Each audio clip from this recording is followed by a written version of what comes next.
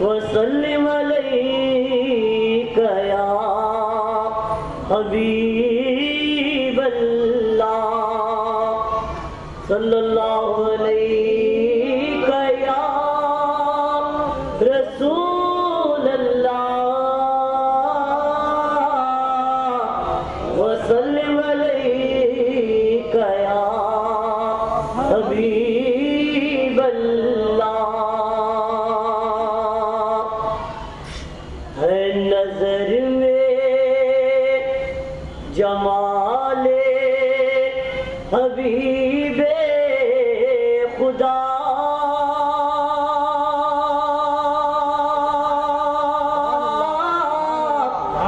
ہے نظر میں جمال حبیب خدا ان کی تصویر سینے میں موجود ہے جس نے لا کر کلام لائی دیا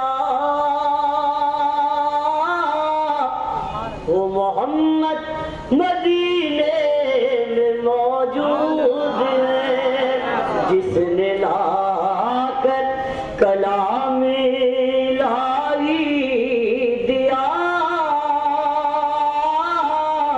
وہ محمد مدینے میں موجود ہے پھول کھلتے ہیں پڑھ پڑھ کے صلی اللہ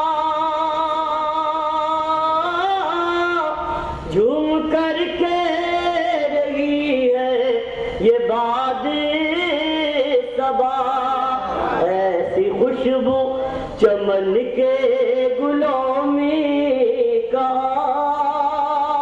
کہاں جو نبی کے پسینے میں موجود ہے ایسی خوشبو چمن کے گلوں میں کہاں جو نبی کے پسینے میں موجود ہے ہم نے مانا کہ جنت بہت ہے ایسی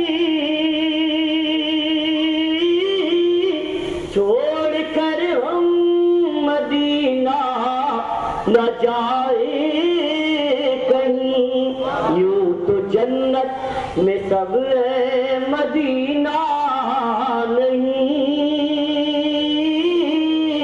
اور جنت مدینے میں موجود ہے یوں تو جنت میں سب ہے مدینہ نہیں اور جنت مدینے میں موجود ہے جس نے لا کر کلام لائی دیا وہ محمد مدینے میں موجود ہے حضرات شہزادہ حضور غوث اعظم کے حکم پر میں یہ منقبت پیش کر رہا ہوں سمجھ پائے گا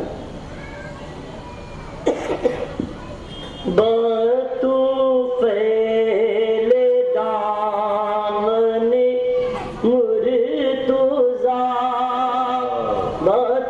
بطوفیل دامن مرتضیٰ میں بتاؤں کیا مجھے کیا ملا بطوفیل دامن مرتضیٰ میں بتاؤں کیا مجھے کیا ملا جو علی ملے تو نبی ملے جو علی ملے تو نبی ملے جو نبی ملے تو خدا ملا جو علی ملے تو نبی ملے بطوفیل دامن مرتضیٰ میں بتاؤں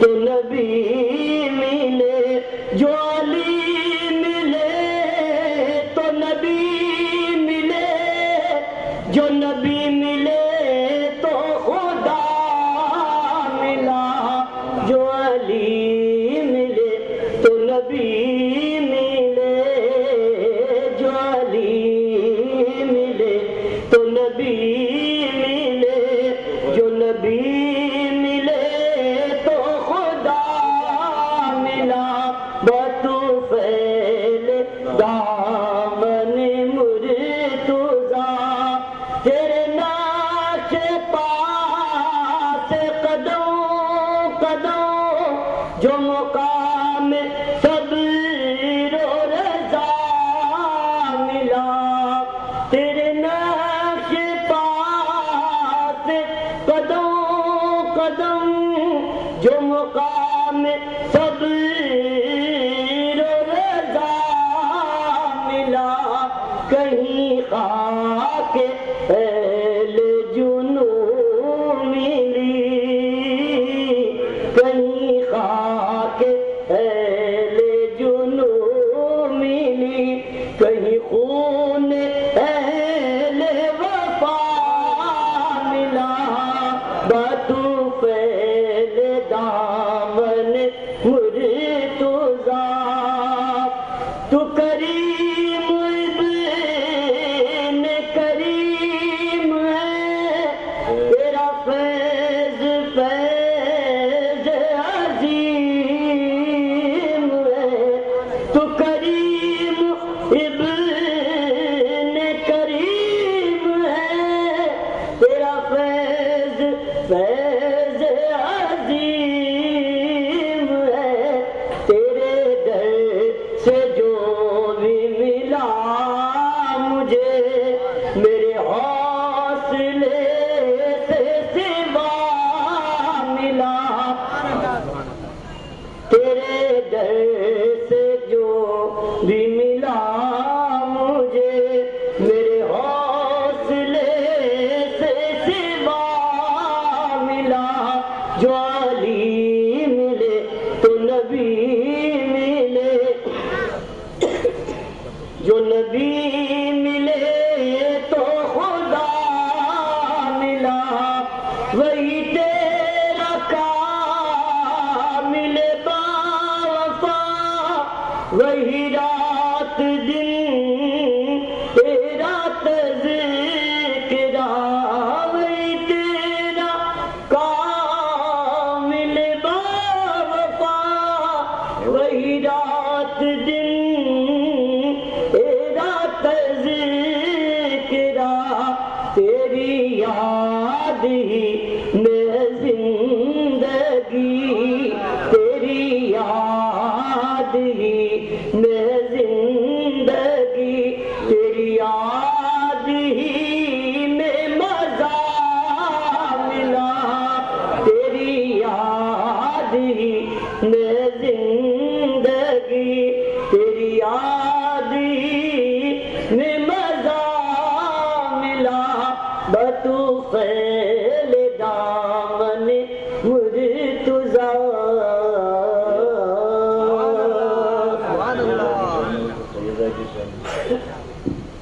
سرکار کا حکم ہے شہزادے غوث اعظم، سرکار کے حکم پر میں یہ منقبت پیش کرنا چاہوں گا۔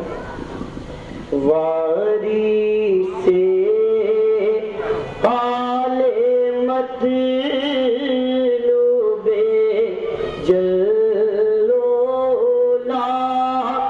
سیدہ فاطمہ، سیدہ فاطمہ، آپ میں جلوہ گر سید الانبیاء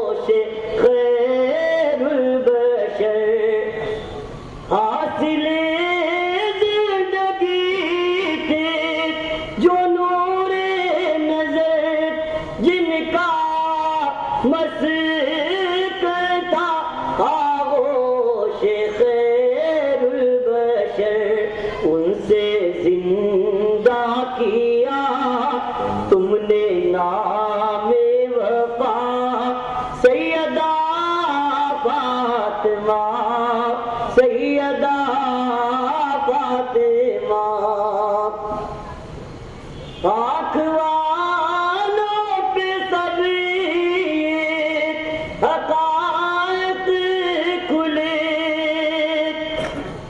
ایک شہودی تجلی جنہیں کہہ سکے، ایسے بیٹے کیے تم کو حق نے عطا، ایسے بیٹے کیے تم کو حق نے عطا، سیدہ فاطمہ سیدہ فاطمہ، ایسے بیٹے کیے تم کو حق نے عطا، سیدہ فاطمہ سیدہ فاطمہ، جن کے گھر باتوں کے دفینے گڑے، ان کے ہاتھوں میں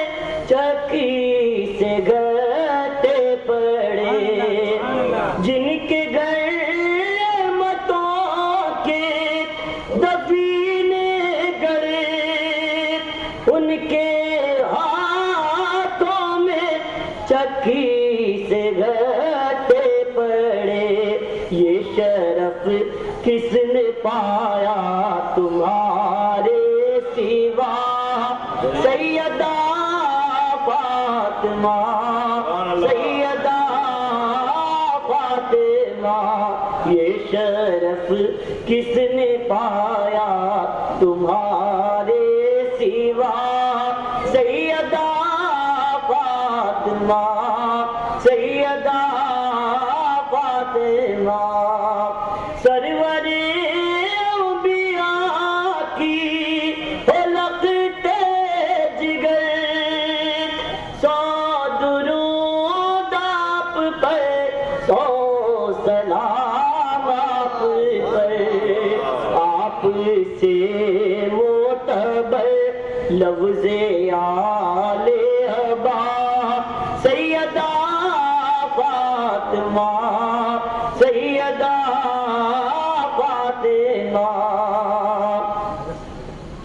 ایک عنایت کا یہ بھی طلبگار ہے، چشم رحمت کا موروث حقدار ہے، خانہ زاد ازل ہے لئی کاپ کا، خانہ زاد ازل ہے لئی کاپ کا، سیدہ فاطمہ سیدہ فاطمہ، وارث آل مطلوب جلولا، سیدہ فاطمہ سیدہ فاطمہ،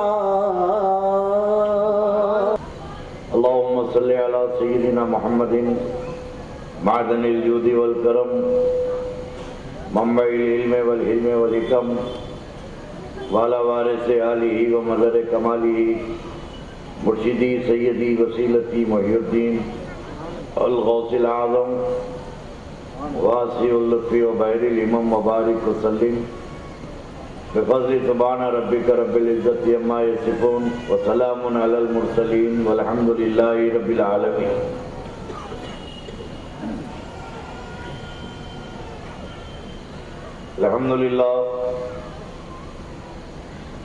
الحمدللہ الذی کفا وسلام علی عبادہ الذین اصطفى، ما بعد، قال اللہ تعالی فی القرآن المجید والفرقان الحمید، الی النبی الحبیب الکریم اعوذ باللہ من الشیطان الرجیم بسم اللہ الرحمن الرحیم واتقوا اللہ الذی تساءلون به والارحام صدق اللہ مولانا العظیم وبلغنا رسولہ النبی الامین الکریم ونحن علی ذلک لمن الشاہدین والشاکرین والحمد للہ رب العالمین.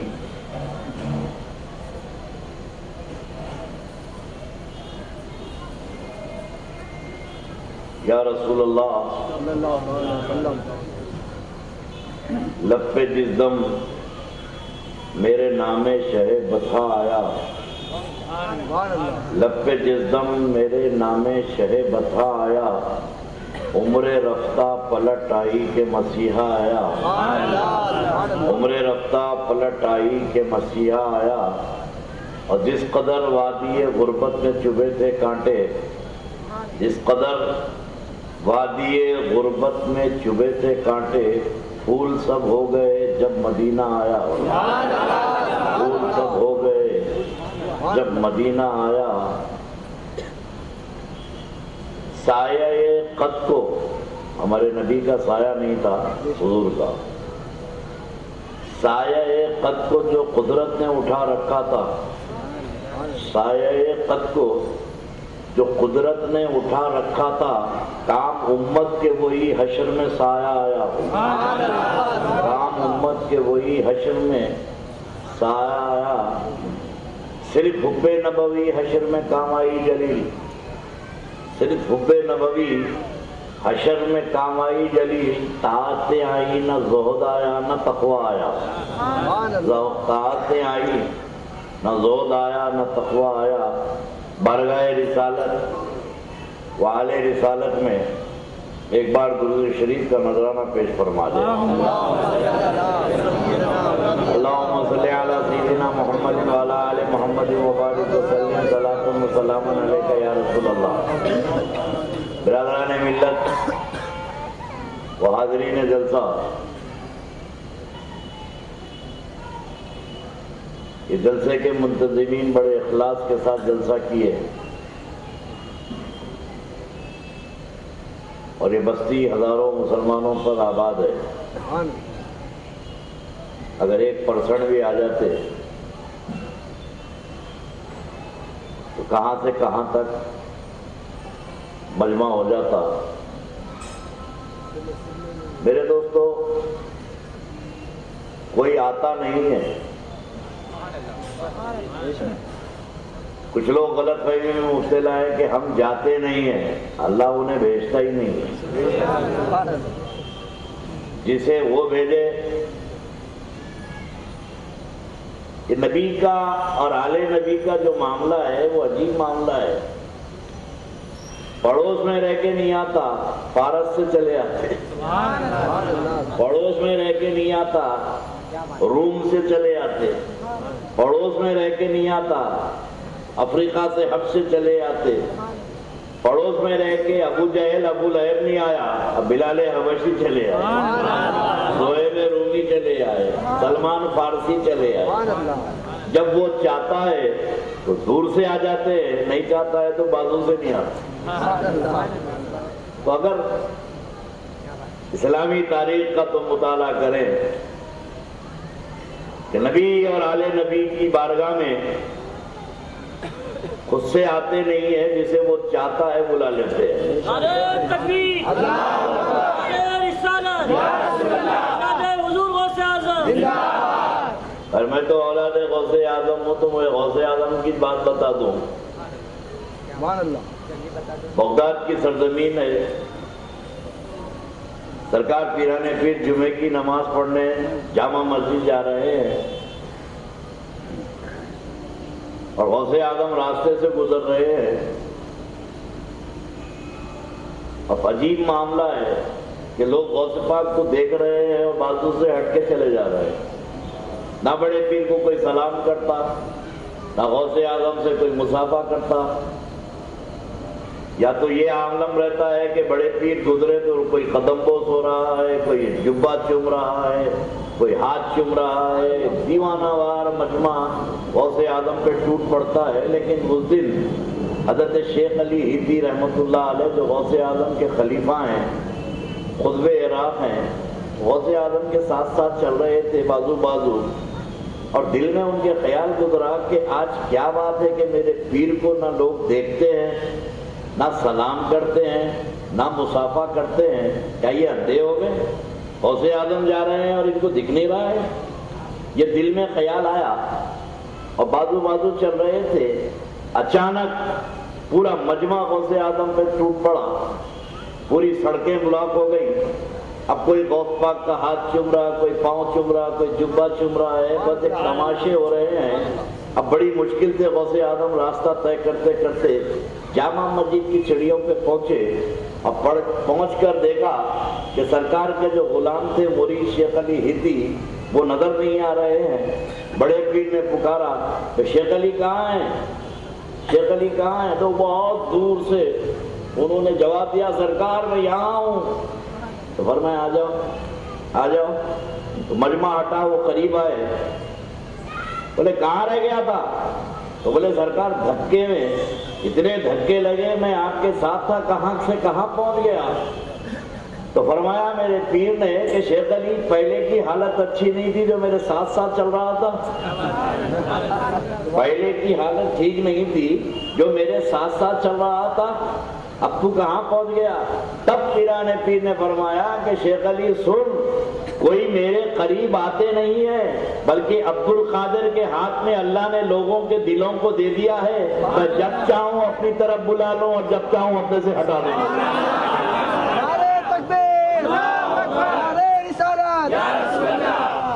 تو کوئی آتے نہیں ہے، جسے وہ چاہتے ہیں بلا لیتے ہیں۔ تو یہ جو بھی ہیں بڑے خوش قسمت ہیں کہ تم آئے نہیں ہیں بلکہ بھیجایا گیا ہے۔ اپنی مصروفیت چھوڑ کر، اپنے عیش و آرام کو چھوڑ کر، دنیا کی چل روزہ زندگی ہے، جو وقت ذکر نبی اور آل نبی میں گزر جائے وہی وقت کام آنے والا ہے، کیونکہ پتہ نہیں کب کس کا بلاوا آ جائے۔ پہلے زمانے میں لوگوں کو مرنے کے لیے ایڑیاں رگڑنا پڑتا تھا، بچے پریشان ہیں، باوا لڑکتے نہیں، خاندان والے پریشان ہیں، کیا بھائی پڑھا ہوا جا رہا نہیں۔ اب تو بوڑھا ہونا بھی مشکل ہے، اتنی فاسٹ لائف ہو گئی ہے، موت اور زندگی کا فاصلہ بہت گھٹ گیا ہے۔ ماہیم درگاہ کے سامنے روڈ کراس کر لو تو زندگی، بیچ میں رک گئے تو موت۔ موت کتنی قریب ہے، سڑک کے پار ہو گئے تو زندگی ہے، غلطی سے بیچ میں رک گئے، گاڑی آئی ماری چلی گئی، اتنی سی زندگی ہے۔ سلیمان خطیب حیدرآباد کے ایک دکن کے شاعر ہیں، انہوں نے اور موت اور زندگی کے فلسفے کو قریب کیا۔ وہ اپنی دگلی زبان میں کہتے ہیں کہ سانس لیتے رہے تو زندگی، بھول کو گئے تو موت ہے۔ سانس لینا بھول گئے تو موت ہے۔ لیکن جب آدمی مقام عبرت ہے، حالات جب بگڑتے ہیں، حالات جب خراب ہوتے ہیں، تو زندگی میں ہمارے معاملات میں بھی بڑے انعطاف آتا ہے۔ حدیث شریف میں ہے کہ ایک وقت آئے گا لوگ ہنستے ہنستے اپنے مردوں کو دفن کریں گے۔ لفڑا کر رہا بولے، ساری گفتگو قبرستان میں ہو رہی، یہ بھی نہیں سوچ رہا کہ جسے گاڑنے آیا ہے ایک وقت آئے گا لوگ تجھے بھی گاڑنے کے لیے آئیں گے۔ تو دنیا بہت فاسٹ ہو گئی ہے، اپنے ویلیوز، اپنے ان کے جو ریکوائرمنٹ ہے، ان کے جو معاملات ہیں، وہ آدمی بھول چکا ہے کہ زندگی تمہیں کیسے گزارنی ہے۔ زندگی کا معاملہ ہے کہ پیدا ہوئے، ختم ہو گئے، آئے کیوں تھے، رہے کیوں، گئے کیوں، بے مقصد زندگی ہے۔ آپ کے آنے کا مقصد نہیں سمجھے آپ، بے اللہ نے آپ کو کیوں پیدا کیا۔ اور اللہ کی کوئی بھی حکمت، کوئی بھی کام حکمت سے خالی نہیں ہے۔ ایک کتاب ہے حدیث کی، نزہۃ المجالس، موسیٰ علیہ السلام بڑی چھپکلی کو دیکھے، ایک بڑی ڈراؤنی اور بڑی چپکلی تھی.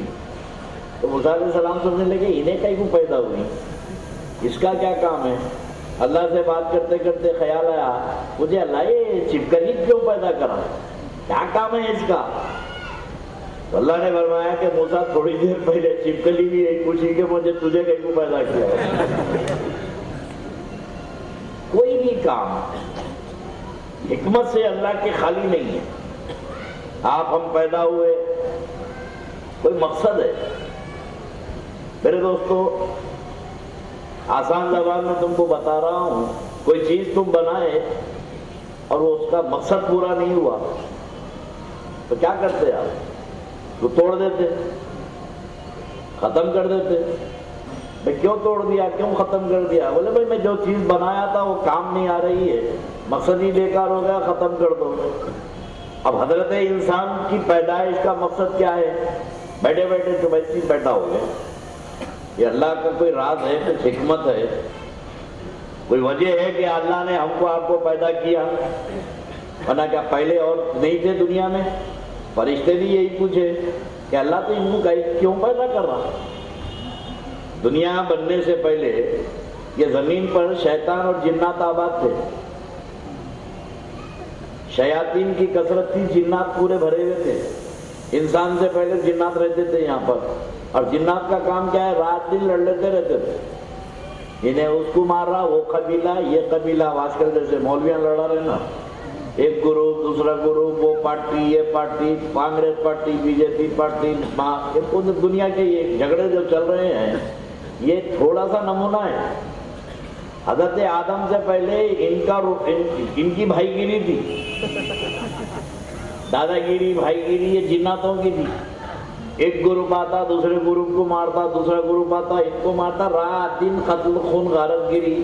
اور اوپر سے فرشتے یہ دیکھتے رہتے, جھگڑا فساد. جب اللہ رب تبارک و تعالیٰ چاہا کہ حضرت آدم کو پیدا کرے تو فرشتوں نے آرگومنٹ کیا اللہ کی اجازت سے, مولا کیوں پیدا کر رہا؟ اللہ نے فرمایا کہ میرا خلیفہ ہے, میں زمین پر اپنا نائب بناؤں گا. فرشتے بولے مولا پہلے سے جھگڑے فساد نیچے ہو رہے ہیں, جن کو تو پیدا کر کے بھیجا تھا وہ تو رات دن لڑ رہے مر رہے ہیں, اب انہوں جا کے کیا کریں گے؟ یہ حضرت انسان کیا کریں گے؟ اللہ نے فرمایا کہ میں جانتا ہوں کہ یہ کیا کرے گا انسان, میری حکمت میں جانتا ہوں. یہ میرا خلیفہ ہے, انی جاعل فی الارض خلیفہ, میں زمین پر اپنا نائب بنا رہا ہوں, اور یہ جا کے وہاں فتنہ فساد نہیں کرے گا. اور اس کی حکمت یہ ہے. تو فرشتوں سے اللہ نے کچھ باتیں پوچھی تو فرشتوں نے جواب نہیں دیا. تو اللہ نے آدم علیہ السلام سے پوچھا, اے آدم یہ بتاؤ, یہ بتاؤ. توجہ, قرآن ہے یہ, سنی بھی پڑھتا, وہابی بھی پڑھتا. سنی سمجھ کے پڑھتا, وہابی بغیر سمجھے پڑھتا. اب قرآن کی بنیادی بات کا انکار کیسا کریں گے؟ اللہ رب تبارک و تعالیٰ نے آدم علیہ السلام سے کہا کہ آدم یہ جو باتیں ہیں بتاؤ. وہ علم الآدم اسماء کلھا, آدم علیہ السلام نے ساری چیزوں کے نام بتا دیے. اب ساری چیزیں سمجھے آپ, انہیں کب بنا؟ لاؤڈ اسپیکر بن کے اگر اس کی زندگی دیکھے تو بہت سے بات 70-80 سال پہلے اس کی ایجاد ہوئی. بہت کھینچے آپ تو 100 سال کے اندر کی ایجاد ہے لاؤڈ اسپیکر. حضرت آدم علیہ السلام نے لاؤڈ اسپیکر کا بھی نام بتایا, ایمپلیفائر بھی بتایا, اور یہ کیسے بنتا ہے یہ بھی بتایا. ایٹم بم بننے والا ہے آج, آدم علیہ السلام نے ایٹم بم کے بارے میں بتایا, ریل کے بارے میں بتایا. کائنات میں قیامت تک جتنی چیزیں دنیا میں بننے والی ہے قیامت تک, وہ ساری چیزوں کے نام آدم علیہ السلام بتائے, اور مینوفیکچرنگ بھی بتائے, ساری چیز نہیں بتائے. اس میں کیا میٹل استعمال ہوتا ہے, کیا میتھڈ استعمال ہوتا ہے, اس میں کیا سائنس استعمال ہوتی ہے, ہر چیز آدم علیہ السلام بتائے. اور میرے دوستوں خالی نام نہیں بتائے, اللہ فرماتا ہے کہ وہ ساری چیزیں ہم نے آدم کے سامنے پیش کر دی. ہم نے ان کے سامنے پیش کر دیا، اور آدم لاؤڈ اسپیکر کو دیکھ کے لاؤڈ اسپیکر بول رہے ہیں، ایمپلیفائر کو دیکھ کے ایمپلیفائر بول رہے ہیں، پنکھے کو دیکھ کے پنکھے کا نام بتا رہے ہیں۔ کائنات میں کلہا، یہ قرآن ہے بھائی، کسی مولانا مولوی کی کتاب نہیں ہے، اللہ کا کلام ہے۔ وَعَلَّمَ آدَمَ أَسْمَاءَ کل کے کل چیزیں آدم علیہ السلام نے بتانا شروع کر دی۔ فرشتوں کی محفل میں ایک ایک چیز پیش ہو رہی ہے، آدم علیہ السلام بولتے جا رہے ہیں، یہ ریل ہے، یہ موٹر ہے، یہ فلاں ہے، یہ ایمپلیفائر ہے، یہ گرینڈر ہے، یہ مکسر ہے، جو کچھ آپ دیکھ رہے ہیں وہ سب آدم علیہ السلام بتائے۔ اب ذرا دل پہ ہاتھ رکھ کے بتاؤ کہ اللہ فرما رہا ہے کہ قیامت تک جتنی چیزیں پیدا ہونے والی ہیں وہ آدم سے چھپی نہیں۔ تو قرآن ہے نا بھائی، نہ کوئی تبلیغی نصاب ہے، نہ مودودی کی کتاب ہے، نہ ذاکر نائک کی تقریر ہے۔ قرآن ہے کہ اللہ کہہ رہا ہے کہ سب کچھ بتا دیا۔ اب کوئی دعویٰ کر سکتا ہے کہ آدم علیہ السلام سے کوئی چیز چھپی ہوئی ہے؟ اگر چھپی ہوئی ہے کہہ دے تو کافر ہو جائے گا، کیونکہ اللہ تو بتا رہا ہے کہ سب بتا دیا، میں سب بتا دیا۔ ابھی نقل کے اندوں سے پوچھو، جب آدم علیہ السلام سے کوئی چیز نہیں چھپی تو سید الانبیاء سے کہاں چھپے گی؟ جب نبی سے نہیں چھپی تو نبیوں کے سردار سے کیا چھپے گی؟ ہمارے نبی کا علم قرآن سے ثابت ہے، آدم علیہ السلام یہ سارے نبیوں کے سردار ہے، اور ہمارا تو عقیدہ ہے کہ جو چیزیں آدم نہیں جانتے تھے وہ اللہ کے نبی جانتے تھے۔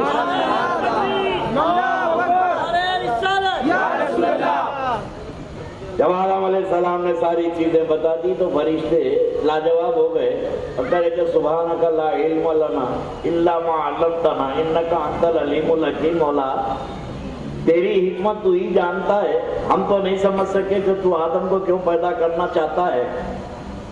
جب فرشتے عاجز ہوئے، اپنی معذرت چالیے کہ ہم نہیں سمجھ سکتے آدم کا مقام و مرتبہ کیا ہے، تو اللہ نے فرمایا جب نہیں سمجھ سکتے نا آدم کو، تب کیا کرو؟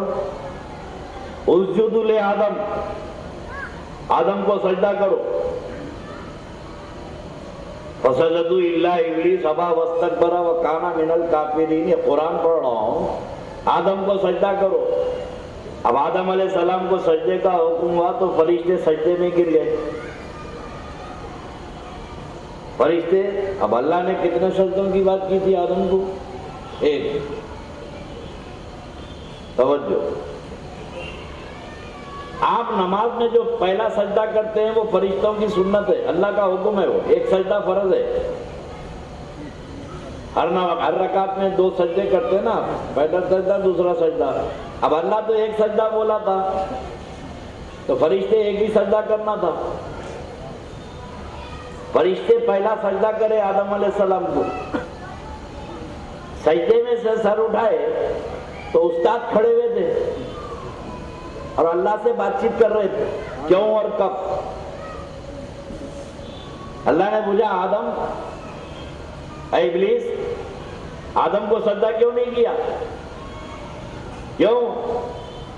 تو یہ میں کی جو بیماری ہے، کتنے مولانا لوگ ہیں دیکھیں، میں جانتا ہوں، میں بولتا ہوں، میں، اور صبح سے شام تک بکرے کٹتے رہتے، میں بولا کہ کاٹوں۔ کہ جو میں کہتا ہے وہ کٹنا ہے اسے۔ اللہ بولا میں بول رہا ہوں سجدہ کر، ابلیس بولا میں نہیں کرتا۔ اب یہ میں کا جھگڑا چل رہا، اللہ بول رہا میں حکم دے رہا ہوں، انہیں بولا میں نہیں کرتا۔ اللہ کی میں فرشتوں نے اپنی میں کو قربان کر دیا، اپنی میں کو فرشتوں نے اللہ کی میں فنا کر دیا، اور انہیں اپنی میں کو لے کے کھڑا ہو گیا، میں نہیں کرتا۔ اللہ بول رہا میں بول رہا ہوں، انہیں بول رہا میں نہیں کرتا۔ اب یہ جو آرگومنٹ ہو رہا تھا کتاب الہی ہوا۔ اور ایک توجہ، خاص بات عقیدے کی بتا دوں، آج کل اس قسم کے لوگ پیدا ہو گئے، ڈاکٹر نائک ونائک۔ آج تک میرے سمجھ میں نہیں آیا بھی نائک کیا ہوئے، ذاکر اللہ ہونا تھا، ذاکر الدین ہونا تھا، محمد ذاکر ہونا تھا، ذاکر نائک۔ اللہ بول رہا پورے آ جاؤ، انہیں نائک کو لے کے آیا۔ یا ایھا الذین آمنوا ادخلوا فی السلم کافہ، اے ایمان والو اسلام میں پورے آ جاؤ۔ اب آنا تھا تو بیٹا نائک کو چھوڑ کے آنا تھا، ذاکر الدین ہونا تھا، ذاکر اللہ ہونا تھا، محمد ذاکر ہونا تھا، مگر اتنا ناز ہے اپنے کفر کے حالات پر، پکا مسلمان ہوتا تو سب چھوڑ کے آنا تھا، یہ کہیں لے کے آیا؟ تو پتا چلا کہ اندر کہیں چھپا ہوا ہے، پورا نہیں آنا چاہتا ہے۔ ہم تو دعا کریں کہ اللہ اس کو پورا لا دے۔ اب ظاہر ہے کہ انہیں پورا اسلام میں نہیں آیا تو پورا اسلام سمجھے گا کہاں سے؟ یہ بیٹا پورا ہی نہیں ہے تو پورا کیسے سمجھے گا؟ اس لیے بکواس کرتے رہتا جو سمجھ میں آ گئی۔ تو اب اللہ رب تبارک و تعالیٰ نے کہا کہ بھئی آدم سجدہ کیوں نہیں کرا؟ تو آج کل کے زمانے میں جو یہ ٹی وی چینلوں پہ آ رہے، پیس ٹی وی آج کل چلا ہے، پیس کیا ہے؟ بدامنی ہے۔ پیس کے معنی امن ہے، پیس کے معنی امن ہے، اور جو مسلمانوں کا امن غارت کر رہا انہیں پیس کہاں ہوا ہے؟ یہ تو ٹیررسٹ نہیں ہے، ٹیررزم پھیلانے والا چینل ہے یہ۔ اب پیس ٹی وی پہ کیو ٹی وی سے مار کے نکالے تو پیس ٹی وی میں چلے گئے۔ اب پیس ٹی وی کے ذریعے لگا رہے ہیں، پتہ نہیں کہاں کہاں سے افریقہ کے گورے کالے جو یہودیوں نے بھیجا۔ میں ایک بات بتاتا ہوں کامن سینس کی، آج کل لوگ بڑے خوش ہو رہے ہیں اسلام پھیل رہا ہے، اسلام پھیل رہا ہے۔ اسلام پھیلتا کیسے؟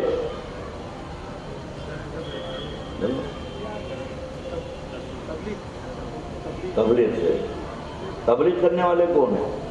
آج کے لوگوں کو دیکھ کے مسلمان ہوتے لوگ بھاگ رہے ہیں، مسلمان دیکھ کے بھاگ رہا ہے ان کو، تو غیر مسلم کب قریب آنا؟ یہ غلط فہمی میں ہے کہ اسلام پھیل رہا ہے، فلاں کر رہا ہے۔ یہ انگریز اور یہودی اپنے لوگوں کو مدرسوں میں پڑھا کے یہ بہت بڑی ہوا ان کے پیچھے کھڑا کر کے ان کا ایک مقام، ایک امیج بناتے ہیں، لاکھوں آدمی کا مجمع جمع کرتے ہیں اور لوگوں پہ امپریشن قائم کرتے ہیں کہ بڑے اسکالر ہے، بڑے اسکالر ہے، بڑے اسکالر ہے۔ کیا بولتے بھائی، کیا بولتے؟ ارے کمال ہے بھائی۔ تھوڑے دن کے بعد انہیں 5-10 سال تک امیج بناتا، پھر ایک فتنہ چھوڑتا بیچ میں۔ تو یہ انگریزوں کے ایجنٹ ہے۔ یہ گورے کالے پیس ٹی وی میں جو نظر آتے ہیں در حقیقت اندر کے یہ یہودی ہیں، یہ اسلام میں فتنہ کرنے کے لیے جمع ہوتے ہیں اور مسجدوں میں کھڑے رہ کے ایک نیا مسئلہ چھوڑ دیتے۔ اب مسلمانوں میں گروپ ہو جاتا، پارٹیشن ہو جاتا، تو وہی چاہتے یہی ہے کہ عالم اسلام میں انتشار ہو، کہ صرف شہروں میں جھگڑا نہ ہو بلکہ ایک محلے میں 4 ملا ہے تو 4 فتنے ہو۔ ایک سازش ہے اسلام کے خلاف۔ اب اس میں ایک بڑی سازش ہے، لوگ یہ پکارتے ہیں کہ نبی بشر ہیں، بشر ہیں، بشر ہیں۔ قرآن بتا رہا ہوں نبی بشر ہے، انکار کس کو ہے؟ سوال یہ ہے کہ تم بار بار جو نبی کو بشر بولتے ہیں تو یا انکار کون کرے؟ خدا کی قسم نبی کی بشریت پہ تو ہمارا ایمان ہے، اللہ کے نبی بشر ہے، یہ تو ہمارا ایمان ہے، مگر جو چیز ہے وہ بار بار بولنے کی ضرورت نہیں ہے نا بھائی۔ ہر ایک کو معلوم ہے اس کی اماں اس کے بابا کی بیوی ہے، ماں جو ہے بابا کی بیوی ہے۔ کبھی پکارو نا میرے بابا کی جورو ادھر آؤ، پاسبل ہے؟ ہر آدمی جانتا ہے اس کا ماموں اس کے باپ کا سالہ ہے، ایک دن پکارو نا باپ کے سالے ادھر آؤ، بولے کیا بولا رہے؟ حقیقت بولو۔ اجتماع میں مجھے بولے جو حق ہے وہ بولنا، جو حق ہے وہ بول رہا ہوں، باپ کے سالے نہیں ہے کیا؟ آپ بولے گا بےہودے کیا سیکھ کے آ رہے ہیں؟ باپ کے سالے کیا؟ ماموں جان بول، ماموں صاحب بول، ماموں صاحب بول، ماموں بادشاہ بول، ماموں جانی بول، یہ باپ کا سالہ؟ یقیناً میں باپ کا سالہ ہوں، مگر رشتے تو دوسرے بھی ہے پکارنے کے۔ تو پتا چلا کہ ہر حقیقت بولی نہیں جاتی، ہر حقیقت بولی نہیں جاتی، رشتے بدل دینا پڑتا ہے۔ بلا شبہ اللہ کے نبی بشر ہے، بولنے کو یہی رہ گیا، یہی ورڈ رہ گیا۔ ارے تیرے کو بولنا ہے تو سید الانبیاء بول، طٰہٰ اور یاسین بول، نبیوں کے سردار بول، آقا و مولا بول، مزمل و مدثر بول، پکڑ کے بیٹھا ہے بشر ہے۔ مگر میں یہ سوچا کہ ان کو اتنی ضد ہے بشر پہ، اب اس کو ڈھونڈو۔ پہلے کون بولا نبی کو؟ پہلے بشر کون بولا؟ ہر چیز قرآن سے پوچھو، اب قرآن بتائے گا کہ نبی کو بشر سب سے پہلے کون بولا؟ اللہ نے فرمایا کہ اے ابلیس، آدم کو سجدہ کیوں نہیں کرا؟ آدم کو سجدہ کیوں نہیں کیا؟ تب اللہ کو جواب دے رہا قرآن میں، قال لم اکن لاسجد بشر، مجھے اچھا معلوم نہیں ہوتا میں بشر کو سجدہ کروں، مجھے اچھا نہیں دکھتا میں بشر کو سجدہ کروں۔ قرآن بول رہا ہے تو نبی کو بشر یا نہیں بولا کوئی، سب سے پہلے وہی بولا۔ اب بولنے والا ابلیس تھا، بولنے والا ابلیس تھا، جو اسٹارٹ ابلیس نے لیا تھا آج تک ابلیس ہی اسی پہ اڑے ہوئے ہیں، آج تک اسی پہ اڑے ہوئے ہیں۔ بشر ہیں بشر ہیں تو سمجھ جانا کہ خالی صورت بدلی ہوئی ہے، اندر سے وہ بول رہا ہے۔ میں قرآن بتا رہا ہوں بھائی، اگر اپنے گھر کی کوئی بات بتا دوں تو آپ بولیں گے کاظم پاشا یہ بول کے چلے گئے، میں اللہ کا کلام سنا رہا ہوں۔ تو بشر بولنے کی ابتدا ابلیس نے کی، اور کسی صحابی نے نبی کو بشر بشر نہیں بولا، اور کسی تابعی نے نہیں بولا، کسی ولی نے نہیں بولا، اور کسی مسلمان نے نہیں بولا۔ جب کبھی نبی کی بشریت کا کوئی اعلان کر رہا ہے نبی بشر ہے تو سمجھ جانا ادھر کی بولی بول رہا ہے، جو استاد سکھا کے گیا تھا شاگرد آج تک بول رہے ہیں۔ تو عرض کر رہا تھا کہ میں بہت دور نکل گیا کہ ہر چیز ایک بامقصد ہوتی ہے، جب مقصد ختم ہو جاتا ہے تو وہ چیز ڈسٹرائڈ کر دی جاتی ہے، ختم کر دی جاتی ہے۔ تخلیق انسانی کا مقصد کیا ہے؟ تو اللہ رب تبارک و تعالیٰ نے اپنی حکمت بیان کی کہ میں انسان کو کیوں پیدا کر رہا ہوں، انی جاعل فی الارض خلیفہ۔ آگے پھر ارشاد اللہ فرماتا ہے کہ مقصد حیات ہمارا کیا ہے، وما خلقت الجن والانس الا لیعبدون، ہم نے جن اور انسان کو پیدا نہیں کیا مگر اپنی عبادت کے لیے۔ اور یہاں میں آگے بڑھ جاؤں گا، مضمون کی طرف آ جاؤں گا۔ عبادت مولویوں نے ترجمہ کر دیا عبادت، اور عارفین نے ترجمہ کیا معرفت۔ معرفت اور عبادت میں فرق ہے بھائی، جس کی تم عبادت کر رہے ہو اس کو پہچانتے ہو؟ محلے میں تعلقات قائم نہیں کرتے جب تک کہ جان پہچان نہ ہو۔ اب خدا کی بندگی کا دعویٰ ہے، خدا کو پہچانا،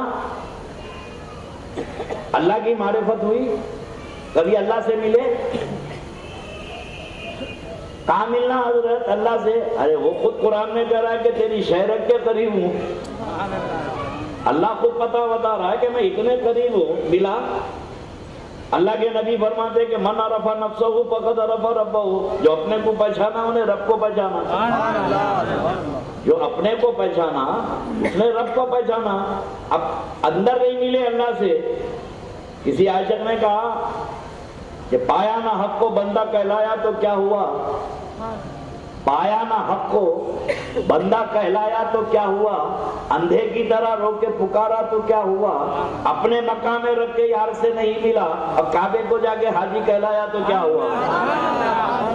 اللہ تو یہاں ہے نہیں ملا، کبھی تلاش کرا اپنے اندر، اپنے وجود کے اندر خدا کو دیکھا؟ اندھے ہیں، نماز کھڑے رہ کے پڑھ رہے ہیں، کیوں پڑھ رہے نہیں معلوم، کیا کر رہے نہیں معلوم۔ خدا کا وجود اتنے قریب ہیں، اور اللہ نے اپنے پتے بتائے ملنے کے لیے۔ اللہ کہاں ملے گا وہ پتے بتائے، مگر پبلک اتنی آسان ہو گئی، اتنی ایزی ہو گئی، جو پتے اس نے بتائے وہاں نہیں ڈھونڈتے لوگ۔ پہلے اپنی طبیعت کو شریعت کے لیے بدل دیتے تھے، آج کے زمانے میں لوگ شریعت کو بدل رہے طبیعت کے لیے، تو بڑا فرق پڑ گیا۔ اس میں بڑی حکمت ہے کہ اللہ تمہیں کہاں ملے گا میں آگے بتاؤں گا، مگر شہرت کے قریب ہے۔ اپنے اندر تو کبھی اللہ کو ڈھونڈے نہیں، کبھی اللہ سے ملے نہیں، کبھی ملاقات ہوئی نہیں، اندھوں کی طرح عبادت کر رہے ہیں، اللہ کو پہچانے نہیں، اللہ کی عبادت ہو رہی ہے، تو بے سمجھی عبادت ہے اور بے روح عبادت ہے۔ اگر پہچان کر اس کی معرفت کر کے کائنات میں غور و فکر کرے تو کائنات کا ذرہ ذرہ بولتا ہے اللہ ہے، وحدہ لا شریک ہے۔ اب جھاڑ کے نیچے بیٹھے نا، کبھی غور کرے۔ شہزادی نے کہا کہ درخت کا ایک ایک پتا بولتا ہے اللہ ہے، تو وہ یہ بول کے گئے، آپ غور کریں، ایک ٹہنی توڑ لو، جھاڑ کی ایک ٹہنی توڑ لو، اب توڑ کے پتے ملاؤ، ایک پتے سے دوسرے پتے کو پوری ٹہنی توڑو، کوئی پتا کسی پتے سے نہیں ملے گا، کوئی چوڑا ہوگا، کوئی چھوٹا ہوگا، کوئی لمبا ہوگا، کوئی نوک نکلی ہوئی ہوگی، کوئی ہلکا ہرا ہوگا، کوئی پیلا ہوگا، ہر پتا اپنے وجود میں ایک ہے، ہر پتا اپنے وجود میں ایک ہے، دوسرا کوئی بھی نہیں ہے۔ ایک جھاڑ پہ سے 5000 کیری توڑ لو، کچے آم، اور ملاتے رہو آم کو، نہ سائز ملے گی نہ کلر ملے گی، اگر سائز مل گیا تو اندر مزہ نہیں ملے گا، کوئی پھیکا رہے گا کوئی میٹھا رہے گا۔ 1000 آم کچے توڑ لو، ہر آم اپنے وجود میں ایک ہے، درخت کا پتا اپنے وجود میں ایک ہے۔ تو اب کیا پتا چلا کہ لا موجودہ الا اللہ، اللہ نے اپنی تجلی جب ساری کائنات پہ ڈالی، اپنی تجلی وحدہ لا شریک کی تجلی کائنات میں ڈالی، تو کائنات میں سب ایک ہی ایک ہے، دوسرا کوئی نہیں ہے، سب ایک ہی ایک ہے، دوسرا کوئی نہیں ہے، ہر ایک اپنے وجود میں ایک ہے، ڈھونڈنا چاہیے۔ میں آپ کو مولانا روم رحمت اللہ علیہ کی مثنوی شریف کا بیچ میں آگے بات بتا دوں کہ تلاش خدا کیا ہے، تلاش حق کیا ہے، اللہ کو کہاں ڈھونڈنا چاہیے، قریب ہے نہیں ملے۔ مولانا روم رحمت اللہ علیہ مثنوی شریف میں لکھتے ہیں کہ یہ اندھوں کی مثال ایسی ہے کہ خدا اتنا قریب ہے نہیں ملے، اور تلاش کر رہے ہیں مسجدوں میں یہاں وہاں، جس کو دیکھو اپنی مرضی سے تلاش کر رہا۔ مولانا روم کہتے ہیں کہ بھئی تیرے قریب ہے ملا کبھی؟ اس کی مثال مولانا روم بیان کرتے ہیں، ایک بہت قیمتی ہیرا ایک بڑا بیپاری جوہری بیچنے کے لیے نکلا، قیمتی ہیرا کروڑوں روپے کا تھا اس زمانے میں۔ تو اس وقت کے پاکٹ پلیئرز، چور اچکوں کو معلوم ہو گیا کہ بھائی بہت قیمتی ہیرا بکنے جا رہا ہے ملک کے باہر، یہ کسی طریقے سے چرا لو۔ اب چرانا کیسے؟ تو ایک بہت بڑے چور سے کانٹیکٹ ہوا، یعنی سپیاری دی اس کو، پاکٹ پلیئر، اور پاکٹ پلیئر بھی اتنے بڑے آرٹسٹ ہوتے ہیں، اور اتنا بھی اندر رکھو مار دیتے، اتنا بھی اندر رکھو، نو انٹری زون میں رکھو تو مار دیتے۔ ایک پاکٹ پلیئر نے بمبئی میں پوچھا تھا، سردار تھا میں، بولا بھائی پاؤں دباتے بیٹھتا تھا میرے، تو اس کے جانے کے بعد لوگ بولے حضرت یہ بہت بڑا پاکٹ پلیئروں کا سردار ہے۔ میں بولا بھائی آپ کے بارے میں مشہور ہے آپ پاکٹ پلیئروں کے سردار ہیں۔ بولے نہیں حضرت لوگ بدنام کر رہے ہیں۔ بولا نہیں ٹھیک ہے، اللہ میں دعا کرتا ہوں اللہ تجھے اس گناہ سے بچا لے، مگر بھائی اتنے بڑے آرٹسٹ ہوتے تم لوگ، کہیں بھی رکھو مار دیتے۔ اب ہم لوگ بمبئی آئے، لوگ نظر دیے، ہم جیب میں رکھے، آپ مار دیے تو پریشانی ہے۔ آپ لوگوں سے بچنا کیسا، پاکٹ پلیئروں سے بچنا کیسا؟ تو بہت اس سے بولا حضرت بہت آسان طریقہ ہے ہم سے بچنے کا۔ کیا ہے؟ بولے جیب میں 50,000 روپے رکھ لیجیے آپ، اور ساتھ میں جو ہے 10-20 کوائن ڈال لیجیے، سکے۔ بڑے سے بڑا پاکٹ پلیئر قریب نہیں آئے گا۔ بولے وہ کیوں؟ تو بولے اگر انہیں جیب کاٹ رہا تو پہلے سکہ گرتا، پہلے سکہ گرتا، اور اگر ایسے نکال رہا تو پہلے سکہ گرتا، اور دھکا لگاتے آپ ہوشیار ہو جاتے کھن بولتے ہی۔ تو جس کے جیب میں کوائن پڑے رہے اس کے پاس کوئی پاکٹ پلیئر نہیں آتا۔ ایک دفعہ بمبئی میں تقریر کیا تو ایک ٹیلی فون کرا پاکٹ پلیئر، کیا حضرت ہم ہی ملے آپ کو، ہمارے پیٹ پہ لات مار رہے۔ اب انہیں بولا میں سب کو بول دے رہا ہوں بھائی روزی روٹی کا معاملہ ہے، پیسے ڈالنے کے نکلتے ہیں، تھوڑے سکے جیب میں رکھ لو۔ اب اس زمانے میں پاکٹ پلیئروں کی ایک پلیئر کو لگایا گیا اس ڈیوٹی کے اوپر کہ ہیرا مارو، بہت بڑا آرٹسٹ تھا۔ تو بولا کوئی بڑی بات نہیں ہے، جوہری کے پاس سے ہیرا لے لینا۔ نکلا، اب گودی پہ جیسے وہ سیٹ جوہری ہاتھ میں پھیلا ہوا ہیرا، سامان اٹھا رہا تھا تو یہ پہنچ گیا بولا چچا سلام علیکم۔ وعلیکم السلام۔ بجا رہے چچا؟ بولے نہیں بجا رہے۔ کہتا ہمارے باپ نہیں بجاتے آپ۔ ابھی نے بولا بھائی تیرے باپ نیا نہیں، بولے بہت تعلقات تھے آپ کے، ہمارے باپ مر گئے بولے۔ اچھا انہوں نے بولا کہاں پیچھا چھوڑا ہوں، کیا بات ہے بھائی کہاں جا رہے ہیں؟ بولے تو انہوں بولے میں فلاں ملک کو جا رہا ہوں۔ ارے بھائی میں وہیں جا رہا ہوں، چلیے آپ کی خدمت کروں گا۔ سامان اٹھایا تو یہ جوہری سمجھا پھگٹ کا فری پھٹ کا گلاب مل گیا، چلنے دو۔ جہاز میں جا کے بستر بچھایا، پاؤں دبایا، سر پہ تیل لگایا، اس کے بعد بولا چچا سو جاؤ آپ آرام سے، مگر دیکھ رہا انگوٹھی، پوری نظر انگوٹھی کے۔ انہوں سیٹ بولے اچھا بیٹا تو بھی سو جا، انہیں ادھر سو گیا، انہوں ادھر پلٹے۔ اب یہ سیٹ صاحب سو گئے، اب رات کو انہوں اٹھے چور صاحب، اب اٹھ کے دیکھے تو انگوٹھی گئے، ہاتھ میں نہیں ہے۔ ارے سوئے وقت انگوٹھی تھی کہاں گئی؟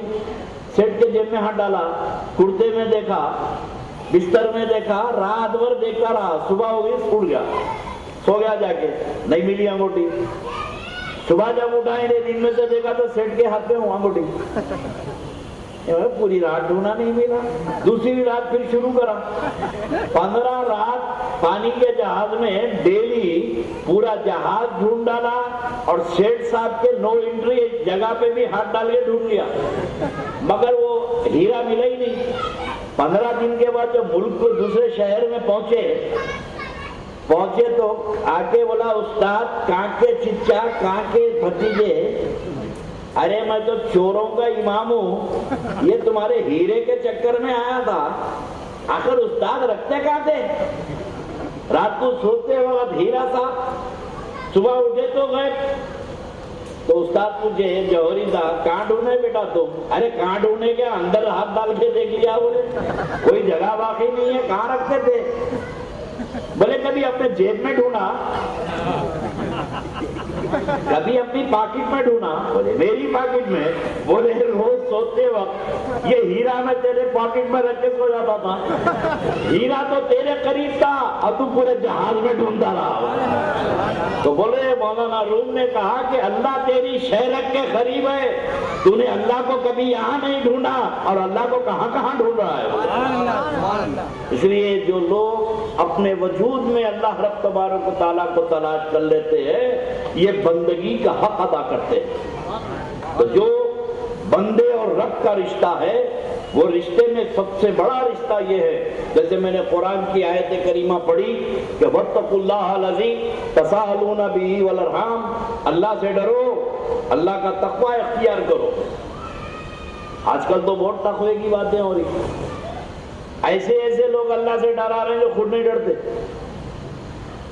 اللہ سے ڈرو چندے کھا گئے، اللہ سے ڈرو مدر یتیموں کے پیسے کھا گئے۔ اب تقریریں تو ایسی ہوتی ہیں حضرات اللہ سے ڈرنا چاہیے، چندہ آپ کا وصول کر رہے ہیں، بلڈنگ مولانا کی بن رہی ہے، پھر اللہ سے ڈر رہے ہیں۔ تقوی، میں تم کو تقوی کے بارے میں بتا دوں کہ اللہ کا تقوی کیا ہے۔ بولتے تو سب ہیں تقوی، صرف لفظ تقوی پہ تھوڑی 5 منٹ بول دوں کہ ڈر اور خوف اتنا ڈرائے، اللہ سے ڈرو اللہ سے ڈرو اللہ سے ڈرو، تو کیا مطلب؟ اللہ کا نام سن کے بھاگ جاؤ؟ ڈر کا کیا مطلب ہے؟ اور جو اللہ سے ڈرانے کی بات کرتا ہے وہ خود نہیں سمجھتا کہ ڈر کیا ہے۔ محلے میں داداؤں سے ڈر رہے ہیں، ہفتہ وصول کرنے والوں سے ڈر، محلے کے پولیس اسٹیشن میں انسپیکٹر سے ڈر، اسکول کو گئے تو بچوں کو ماسٹر سے ڈر، گھر میں آئے تو اماں بول رہے ہیں بابا سے ڈرو۔ ارے صبح سے شام تک ڈرو، گھر میں بابا سے ڈرو، اسکول میں ماسٹر سے ڈرو، محلے میں غنڈے سے ڈرو، مسجد میں لوگ گئے نماز پڑھنے کے تو امام صاحب بول رہے ہیں اللہ سے ڈرو۔ اب پبلک پریشان ہے کیا؟ پوری زندگی ڈر ڈر کے مر جائے گی، جس کو دیکھو ڈرا رہا۔ تو یہ ڈر ہے کیا؟ ایک ڈر نفرت کی بنیاد پر ہے اور ایک ڈر محبت کی بنیاد پر ہے۔ عشق مجازی، بیوی سے محبت ہے۔ اگر آپ نے کوئی کپڑا ڈریس پہن لیا، شرٹ، اور آپ کی بیوی نے کہا کہ بھئی یہ کیا پہنے ہیں آپ، اتاریے، اس کو پسند نہیں ہے، میرے کو پسند نہیں ہے، آپ کا دوست باہر بیٹھا ہے انتظار میں، آپ شرٹ پہن لے کے ڈریس کر لے کے گئے، بیوی نے کہا کیا پہنے آپ؟ اتاریے، پسند نہیں آ رہا میرے کو۔ آپ اندر گئے، شرٹ بدل دیے، شرٹ بدل کے پھر واپس آ گئے، کیا پہنوں میں؟ وہ یہ پہنیے، یہ اچھا ہے، پہن لیے۔ باہر آیا تو آدمی بولا ارے کیا جورو سے ڈرتا بھائی، بیوی سے ڈر رہا؟ تو دوست بولا نادان، بیوی سے ڈر نہیں رہا ہوں، بلکہ میری زندگی میرے محبوب کی مرضی پہ ہے، میری بیوی سے مجھے اتنی محبت ہے، میں چاہتا وہی ہوں جو میری محبوب چاہتی ہے۔ تو محبت کے تقاضے میں آدمی اپنی زندگی کو محبوب کی مرضی پہ چلاتا ہے۔ تو میرے دوستوں، بلا تشبیہ و بلا تمثیل اللہ سے ڈرو، رسول سے ڈرو، تو اللہ رسول سے اتنی محبت کرو کہ کھاتے وقت سوچو کہ اللہ کس چیز سے راضی ہے، پیتے وقت سوچو کہ اللہ کس چیز سے راضی ہے۔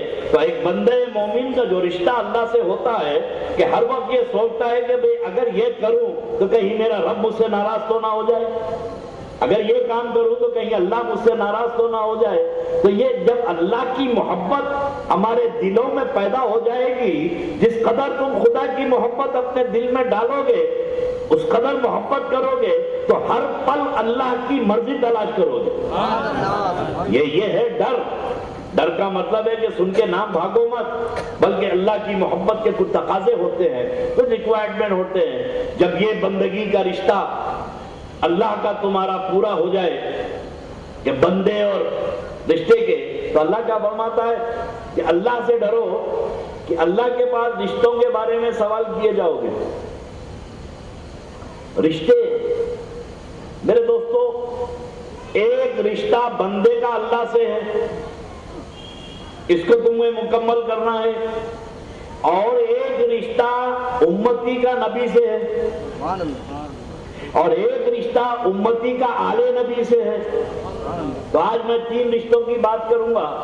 ایک بندے کا رشتہ اللہ سے، بندگی کا، اس میں کسی قسم کی کمی ہونے نہ پائے، اور ایک رشتہ امتی کا نبی سے، اگر اس رشتے میں کمی ہو جائے، اور ایک رشتہ امتی کا آل نبی سے، اور ایک رشتہ امتی کا امتی سے، بندے کا بندے سے رشتہ۔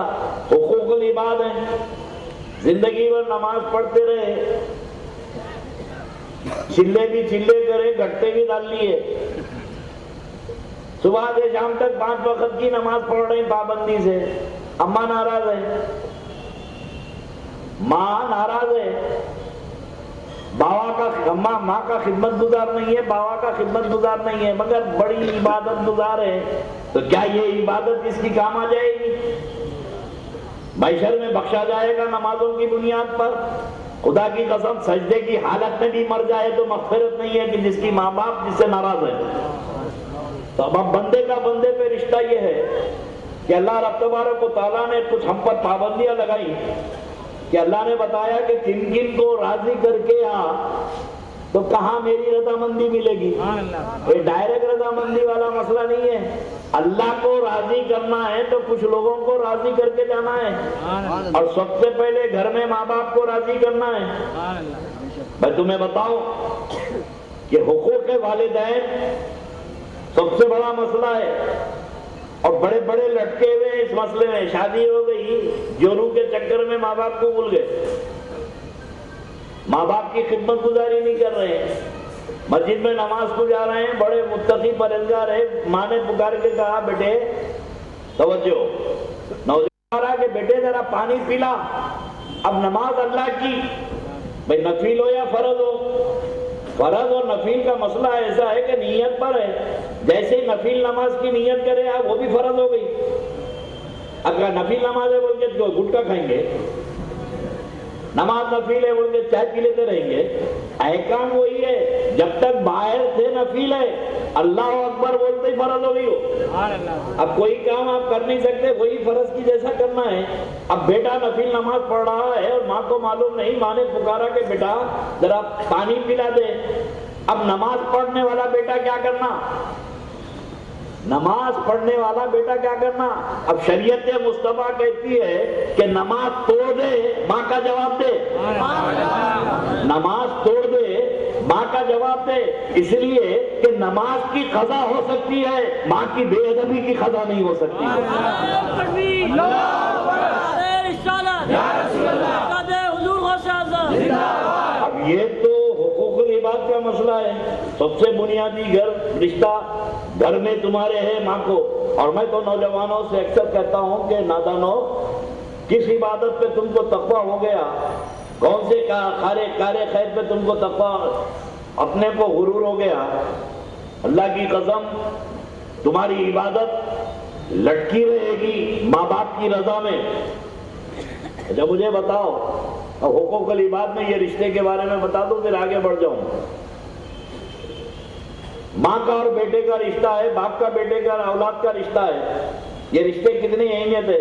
اور جو لوگ حج کو جا کے ہیں ان سے پوچھئے آج کل حج میں کتنا خرچہ ہو رہا جی؟ لاکھ۔ اب وہ بھی 3 tier, second class, first class ہو گیا نا۔ ایک صاحب واپس آئے حج سے، ابھی اللہ کیسے رہا حج؟ نہیں بڑا آرام تھا، اور جو ٹریول سے گیا تھا میں، ارے ماشاءاللہ پوڈنگ، صبح چائے، breakfast, cold water, Thums Up, Limca, بہت آرام بولا۔ اور نہیں مکے میں بھی وہی، اچھا عرفات میں کیسا، وہاں بھی وہی انتظام، ناشتہ، بریک فاسٹ، ہر چیز۔ میں سوچتا رہا، ارے عقل کے اندھے، حج کو گیا تھا، کھانا کھانے گیا تھا، لوگ عبادت کو تفریح بنا لیے ہیں۔ میں حج کے بارے میں پوچھ رہا ہوں، انہیں کھانے کے بارے میں پوڈنگ، مٹھا، حلوہ، صبح ناشتہ، دوپہر میں پلاؤ، بریانی، تو یہ پاگلوں کا بھائی حج کر کے کہاں آیا؟ یہ تو گیا تھا اپنی تفریح کر کے آیا۔ لیکن جو بھی ہو، جو حج ہو رہا ہے، اس حج میں 1,00,000، 1.5 لاکھ، 2 لاکھ روپے خرچہ ہو رہا، 25 دن کا، 40 دن کا سفر ہو رہا۔ 40 دن میں 2 لاکھ روپے خرچ کر کے حج کرے، اور پھر اگلے سال بھی گئے، پچھلے سال بھی گئے، جا رہے ہیں آ رہے ہیں، جا رہے ہیں آ رہے ہیں، کوئی گارنٹی دے سکتا یہ حج قبول ہوا؟ بولے بڑے سے بڑا بھی یہ شورٹی نہیں دے سکتا کہ میرا حج قبول ہوا۔ حج کی قبولیت کی گارنٹی، بھائی جو میں نماز پڑھ رہا ہوں قبول ہوئی تو گارنٹی ہے، وہاں جانے کے بعد پتا چلے گا محشر میں کہ قبول ہوا کہ نہیں ہوا، یا تو لٹکے ہوئے ہیں امید پہ کام چلا رہے ہیں کہ قبول ہوگی کہ نہیں ہوگی، بہرحال ڈیوٹی ہے کرنا، نماز پڑھنا ہے، حج کرنے کا حکم ہے کر لیے، قبولیت کی گارنٹی نہیں ہے۔ اللہ کے نبی نے کہا حج کرو، کر رہے ہیں، قبول ہوگا نہیں ہوگا نہیں معلوم، لیکن ایک حج ایسا ہے اللہ کے رسول نے گارنٹی دے دی، قبول ہی قبول ہے، قبول ہی قبول ہے، یہ بھی نبی بولے قبول، اور وہ نہیں قبول ہے یا قبول ہے وہ بھی نبی بولے کہ بھئی اللہ چاہے تو قبول، انہیں کرم کرا تو قبول۔ مگر ایک حج میرے نبی نے ہم گناہگاروں کے لیے اتنا آسان کر دیا کہ یہاں قبول ہی قبول ہے۔ صحابہ کی مجلس میں اللہ کے نبی تشریف فرما ہے اور اپنے صحابہ کو خوشخبری سنا رہے ہیں، میرے آقا فرماتے ہیں کہ اگر کوئی میرا امتی محبت سے اپنے ماں باپ کو ایک نظر دیکھ لے گا تو اللہ اسے ایک حج مبرور کا ثواب عطا فرمائے گا۔ نعرہ تکبیر، نعرہ رسالت، حضور شہزادہ غوث اعظم۔ اب سوچو، جو حج 2 لاکھ خرچ کر کے آ رہے ہیں، قبولیت کی گارنٹی نہیں ہے قبول ہوگا یا نہیں ہوگا، مگر میرے آقا نے ہم گناہگاروں کے لیے کتنا کرم کر دیا کہ جو وہاں جا کے قبول نہیں کرا سکا، کہا کہ پریشان مت ہو، ایک حج تیرے گھر میں رکھ دیا ہوں، تو اپنے ماں باپ کو محبت سے دیکھ لے، تجھے ایک حج مقبول کا ثواب ملے گا۔ مقبول، حج مبرور، گارنٹی ہے، قبول ہی قبول ہے۔ اب صحابہ بھی بڑے ہوشیار تھے، اللہ کے نبی نے چپکے سے پوچھے یا رسول اللہ ایک بار دیکھے تو؟ بولے ہاں سرکار، اگر 10 بار دیکھے، فرمایا جتنے بار دیکھ تجھے اللہ حج کا ثواب عطا فرمائے۔ اب اس میں کیا خرچہ ہوا بھائی؟ وہاں تو 2 لاکھ روپے خرچ ہوئے، ماں باپ کو محبت سے ایک نظر دیکھنے میں کیا خرچ ہوا؟ بہترین اولاد وہ ہے کہ کام کو جانے سے پہلے ایک بار محبت سے ماں باپ پہ نظر ڈال دے کے نکلے اور واپس آ کے ماں باپ کے چہرے کو دیکھ لے، انشاءاللہ اسے زندگی میں کبھی پریشانی نہیں ہوگی، کیونکہ یہ تو نبی نے گارنٹی دی ہے بھائی، ہر چیز رسول نے گارنٹی دی ہے، تو جب رسول نے یہ راستے بتائے تو ان راستوں سے اللہ کو کیوں تلاش نہیں کرتے؟ سبحان اللہ، سبحان اللہ۔ یہ ان راستوں سے۔ اور ایک حج ایسے رشتوں کا مسئلہ تھا کہ خدا کی قسم حج کیسے قبول ہوا، میں بیچ میں بات بتا کے آگے بڑھ جاؤں۔ عبداللہ ابن مبارک رضی اللہ تعالیٰ عنہ بہت بڑی شخصیت تھی، سید التابعین تھے، اب بڑا روب و دبدبا تھا۔ یہ آج کے مولوی مولانا نہیں ہے جو فتنے پیدا کر کے چلے، یہ تو عبداللہ ابن مبارک تھے۔ جب بغداد کی سرزمین پہ سرکار عبداللہ ابن مبارک داخل ہو رہے تھے بغداد میں، تو خلیفہ ہارون رشید محل کے فصیل پہ کھڑے رہ کے تماشا دیکھ رہا ہے کہ پورا شہر خالی ہو رہا ہے، بچے عورتیں بچوں کو لے کے شہر کے باہر جا رہی ہے، پورا شہر چلا جا رہا ہے۔ تو وزیر اعظم سے پوچھا، وزیر اعظم کیا بات ہے، پورا شہر خالی ہو رہا ہے، کیا قصہ ہے یہ پورا شہر کہاں جا رہا ہے؟ تو بولے امیر المومنین عبداللہ ابن مبارک تشریف لا رہے ہیں۔ عبداللہ ابن مبارک کے آنے کی اطلاع ہے تو پورے لوگ استقبال کے لیے جا رہے ہیں۔ اب لوگوں کا ازدحام کا یہ عالم ہے، اور عبداللہ ابن مبارک ننگے پیر ننگے سر، ایک کمبل ہے ببول کا کانٹا لگا ہوا ہے، اور ہاتھ میں کتابوں کا ایک جھولا ہے بغل میں، بس زندگی کا یہی سامان ہے۔ مگر پبلک کے عقیدت کا یہ عالم ہے کہ عبداللہ ابن مبارک کو ہاتھ لگا کے چوم رہے ہیں، کوئی ان کے ہاتھ کو چوم رہے ہیں، اور کسی کو ان کا پیر ملا تو چوم رہے ہیں، اور کسی کو حضرت عبداللہ ابن مبارک کے قدم نہیں ملے تو جہاں جہاں عبداللہ ابن مبارک کا قدم پڑا لوگ وہاں کی ریتی نکال کے اپنے بچوں پہ مل رہے ہیں۔ یہ تماشا عبداللہ ابن مبارک کا خلیفہ ہارون رشید نے جو دیکھا تو وزیر اعظم سے پوچھا، وزیر اعظم اس بغداد پر حکومت کس کی ہے؟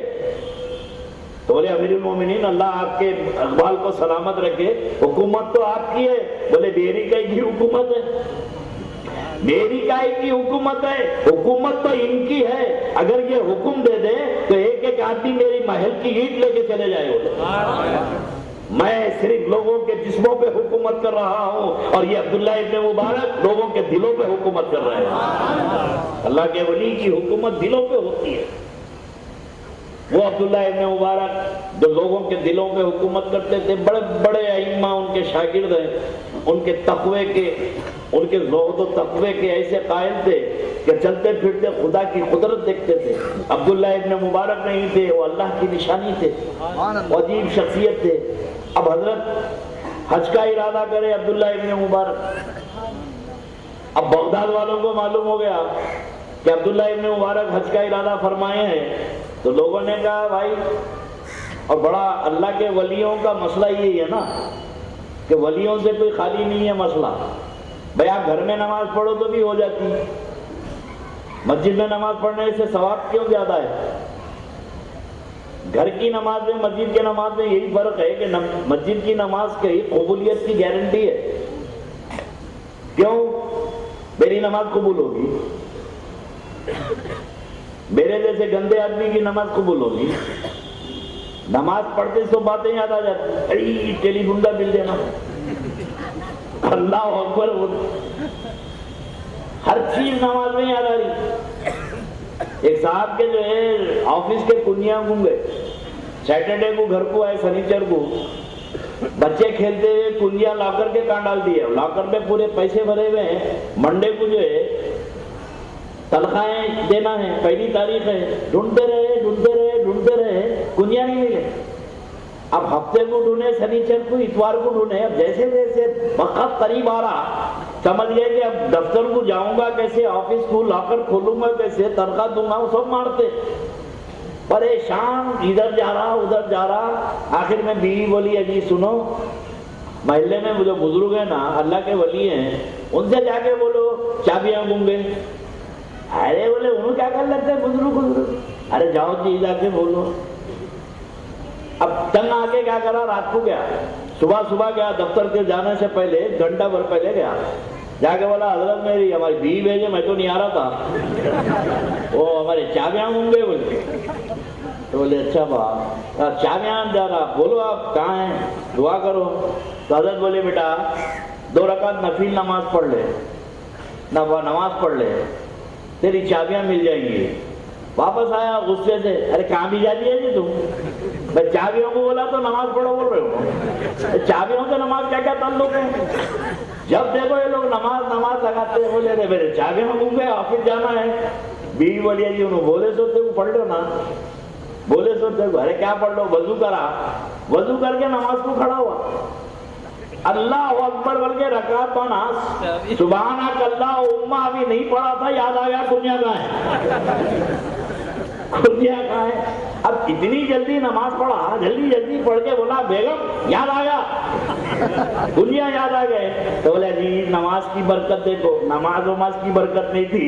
شیطان بولا بیٹا اللہ کے سامنے کہاں کھڑا رہا ہے، نماز کنیوں کو یاد کر لے.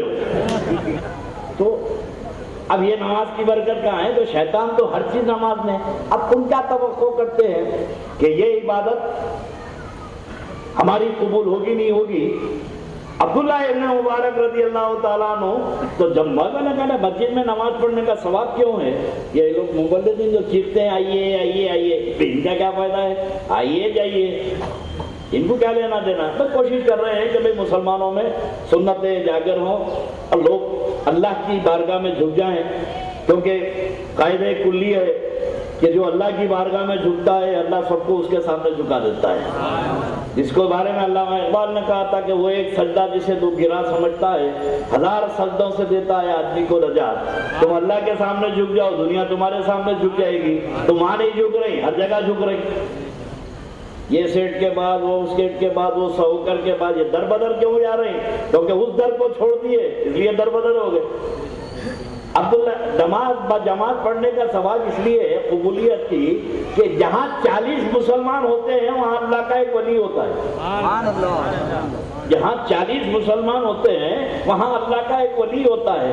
اور ولی کے لیے کوئی ضروری نہیں ہے کہ یہی لباس میں ہو، یہ لباس میں ہو. لوگوں والے ولی داڑھی ہونا، پگڑی ہونا کوئی ضروری نہیں ہے. اللہ کس کو محبوب بنا لیتا؟ صورت دیکھ کے بناتا. اللہ خلق دیکھ کے ولی بناتا ہے. صورت سے کیا لینا دینا اس کو؟ وہ تو خلق دیکھتا ہے اندر والے کو. جسی کو علامہ اقبال نے کہا نا کہ زبان سے کہہ دیا لا الہ تو کیا حاصل، دل و نگاہ مسلمان نہیں تو کچھ بھی نہیں. اندر والے کو مسلمان بنا، باہر والے کیا بنا رہے؟ اندر ہونا. اب مسجد میں نماز پڑھنے کا ثواب اس لیے کہ جہاں 40 مسلمان ہیں وہاں ایک اللہ کا ولی ہے. اور کچھ ولی ایسے ہوتے ہیں جو خیر خیرات کرتے ہیں، اچھے کام کرتے ہیں، اللہ انہیں اپنا ولی بنا لیتا. اس کو خود نہیں معلوم ہے میں ولی ہوں، اسے کہتے ہیں ولی تشریح. ایک ولی وہابی، ایک ولی قصبی، ایک ولی تشریح. تو یہ ولی اکثر یہ لوگوں میں ہوتے ہیں، سیٹوں میں، دیندار لوگوں میں. کوئی کام اچھا کرتے اللہ ان کو محبوب بنا لیتا، ان کو خود نہیں معلوم میں محبوب ہوں. اب یہ بھی نماز میں ہے اللہ کا محبوب بندہ، اور میرے جیسے گناہگار بھی نماز میں ہیں. اب فرشتے نماز لے کے چلے تو کس کی؟ میری. بل دینا ہے، بچوں کی فیس کا انتظام کرنا ہے، منی آرڈر اماں کو بھیجنا ہے، جو روح کو خط لکھنا ہے، یہ نماز میں یاد آ رہا. اب یہ نماز فرشتے لے آتے. اب انہیں رہا تو لے جائیں گے نا. میرے جد امجد جو بغداد سے تشریف لائے تھے، سرکار شاہ عبد اللطیف لاوالی بغداد شریف سے غوث اعظم کے پوترے، حیدرآباد سے 200 کلومیٹر کرنول، سرکار تشریف لائے. میں یہ اسلام پھیلا. میں کوئی غیر معروف خاندان کا آدمی نہیں ہوں، کہ گاؤں کا کھجڑا غیر معروف کوئی خاندان کا سید نہیں ہوں. خدا کی قسم سرزمین حیدرآباد میں میرے دادا کے نام سے ندی بہتی ہے.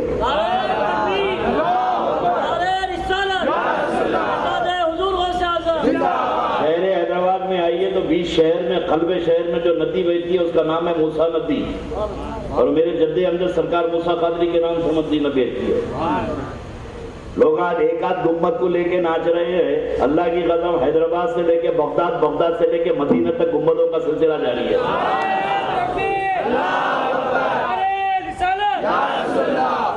حیدرآباد کی سرزمین کا مشہور گھرانہ ہے، اور سرزمین دکن میں غوث اعظم کا جو ریکگنائز گھرانہ ہے اس گھرانے کو لوگ تسلیم کرتے ہیں. آنکھ بند کر کے مان لو یہ پیر کا گھرانہ ہے. کسی کے خاندان میں نسل در نسل 2 جگہ سے پیری چل رہی، انہوں پیر ان کے باپ پیر دادا خالی، انہوں پیر ان کے باپ پیر دادا پیر اوپر خالی. اور خدا کی قسم جب سے طریقت کا سلسلہ جاری ہے آج تک رکا نہیں ہے. میں پیر ہوں، میرا باپ پیر ہے، میرا دادا پیر ہے اور میرا جد اعلیٰ پیران پیر ہے. تو ہم کو پیری مریدی لوگ سکھائیں گے، طریقت سکھائیں گے. جب سے طریقت نکلی ہے گھر میں موجود ہے. عرض کر رہا تھا کہ اب مجھ جیسے گناہگار بھی مسجد میں ہے، اب فرشتے نماز لے کے جائیں گے تو کس کی لے کے جائیں گے؟ جو اللہ کا ولی ہے اس کی نماز لے گئے. اللہ نے پوچھا فرشتوں سے، فرشتوں کیا ایک ہی میرا بندہ نماز پڑھا؟ ایک ہی بندہ نماز پڑھا؟ اللہ کے سب جانتا ہے اللہ. تو فرشتے بولے مولا بندہ ایک ہی ہے، باقی کے سب گندے ہیں. یہی تو نماز پڑھنے والا تھا، اس کی نماز لگی ہے. تو اللہ کو تعالیٰ نے فرماتا ہے کہ فرشتوں مجھے حیا آتی ہے کہ میرے محبوب کے کندھے سے کندھا لگانے والا کھڑا ہے، میرے محبوب کی نماز کو لے لوں اور جو اسے کندھا لگا کے کھڑا ہے اسے چھوڑ دوں، میرے محبوب کے صدقے میں سب کی نماز قبول کر لوں. اس لیے جماعت سے نماز پڑھو کہ شیورٹی ہے قبول ہونے کی. بھائی آپ لوگوں کا کام کر رہا ہوں. جماعت سے نماز پڑھو تاکہ کچھ شیورٹی گارنٹی ہے قبولیت کی. اب جب حضرت عبداللہ ابن مبارک رضی اللہ تعالیٰ عنہ مبلغ ہی نہیں ہے نا بھائی، یہ لوگ بولتے ہیں حضرت سب بولے ہمارا کچھ بولے ہی نہیں ہوتا. اب ان کی محنت کو بھی اپریشیٹ کرنا ہے کہ بھائی اچھا کام کرے ہو، لگے رہو. اب چاہے سپید شملہ ہو چاہے ہرا شملہ ہو، پگڑیوں کو مت دیکھو، جہاں کام ہو رہا وہاں سے لے لو. شخصیت پرستی نہیں ہونا چاہیے، کام ہونا چاہیے. آپ حضرات کو نبی کی سنتوں کو احیا کرنا ہے، نہ کہ کسی ملا، کسی میر، کسی غریب، کسی امیر. اب امیر غریب تو سب بھائی اللہ کی بارگاہ میں سبھی غریب ہے، امیر کون ہے؟ وہاں گئے تو سب امیر. امیر یہی چل رہا ہے. یہاں سے نکلے تو وہاں پتا چلے گا انہوں امیر ہے کہ غریب ہیں. آدمی اس وقت امیر ہوگا جو میدان محشر میں چھوٹ جائے گا. یہ تو سب دنیا کے ٹائٹلز ہیں یہ. تو اب عبداللہ ابن مبارک رضی اللہ تعالیٰ عنہ کو جب حج کو جا رہے تھے، اب رشتے کی بات بتا رہا ہوں کہ نبی کا اور آل نبی کا رشتہ کیسا ہوتا ہے، یہ رشتے کو کیسے مستحکم کرنا چاہیے. عبداللہ ابن مبارک جب حج کا ارادہ کرے تو آدھا بغداد خالی ہو گیا. سب نکل کے چلے گئے حج کو. بھائی کیوں جا رہے ہیں؟ بولے سنا ہے سرکار حج کو جا رہے ہیں. عبداللہ ابن مبارک وہ حج کتنا اچھا ہوگا جو حضور کے ساتھ ہمارا ہو جائے، اس لیے بغداد آدھا خالی ہو گیا. حضرت عبداللہ ابن مبارک رضی اللہ تعالیٰ عنہ حج کے ارادے سے سب لوگ چلے گئے. تو حضرت اس زمانے میں جو حج کو جانا پڑتا تھا، اونٹ خریدنا، سامان خریدنا، ٹینٹ خریدنا، رستے کا سامان، مہینے 2 مہینے میں پہنچتے تھے. اب بغداد شریف سے اگر آپ مکہ شریف آ رہے ہیں تو کم از کم اگر اونٹ پر آ رہے ہیں تو 1 مہینہ 10 روز کا سفر ہے. 1 مہینہ 10 روز کا سفر ہوتا تھا. اگر تیز بھی آگے تو 1 مہینے میں مکہ شریف پہنچنا. سواری اگر بغیر اس کے چلتے رہے تو ایک اونٹ دن بھر میں تقریباً 100 کلومیٹر چلتا ہے، اور بغداد سے مکہ شریف 2000 کلومیٹر ہے. تو اب اگر روز چل رہا ہے تو 20-25 دن کا تو سفر ہے. آج کے زمانے میں تو گھنٹوں میں جا رہے ہیں، اس زمانے میں اب عبداللہ ابن مبارک کو 25 دن کا سفر، وہاں بھی رہنا، کھانا پینا، سامان خریدتے ہیں. بازار میں پہنچے، بازار لگا ہوا تھا بغداد کا. ٹینٹ خریدیں گے، اونٹ خریدیں گے، گھوڑے خریدیں گے. اشرفیوں کی تھیلی لے کے گئے. خریدنے کے لیے جا رہے تھے تو ایک برقعے میں ایک خاتون، ایک عورت بازار میں 2 چھوٹے چھوٹے بچوں کو لے کے کھڑی ہوئی ہے. عبداللہ ابن مبارک دیکھے کہ یہ تپتی ہوئی دھوپ میں یہ خاتون کھڑی ہوئی ہے. پوچھا مائی کیوں کھڑے ہیں آپ، کیا کوئی کام ہے آپ کو؟ تو پہچانتی تھی عبداللہ ابن مبارک کو. فرمایا کہ عبداللہ ابن مبارک میں سیدانی ہوں، میں سیدزادی ہوں. یہ رسول پاک کی حال ہے، یہ سیدزادے ہیں. عبداللہ ابن مبارک ہم کو رہنے کے لیے چھت نہیں ہے، کھانے کے لیے کھانا نہیں ہے، ہم بے یار و مددگار ہیں، تمہارے نبی کا خاندان ہے. کچھ ہو سکتا ہے تو مدد کر دو، کچھ خدمت کا جذبہ ہو تو ہماری کر دو. یہاں تو کچھ نہیں دیں گے مگر بروز محشر نانا جان سے کہیں کہ تمہاری شفاعت کرا لیں گے. جب عبداللہ ابن مبارک کو یہ معلوم ہوا کہ سیدانی اور بچوں کو کھانے پینے کا مسئلہ ہے، حج کے شوق میں سامان لے کے گئے تھے اشرفیاں، وہ پورے اشرفیوں کی تھیلی سیدانی کو نظر کر دیے. فرمایا کہ سیدانی اسے قبول کر لینا اور محشر میں اس بوڑھے کو نہیں بھولنا ہوگا، وہاں اپنے نانا کے سامنے مجھے مت بھولنا۔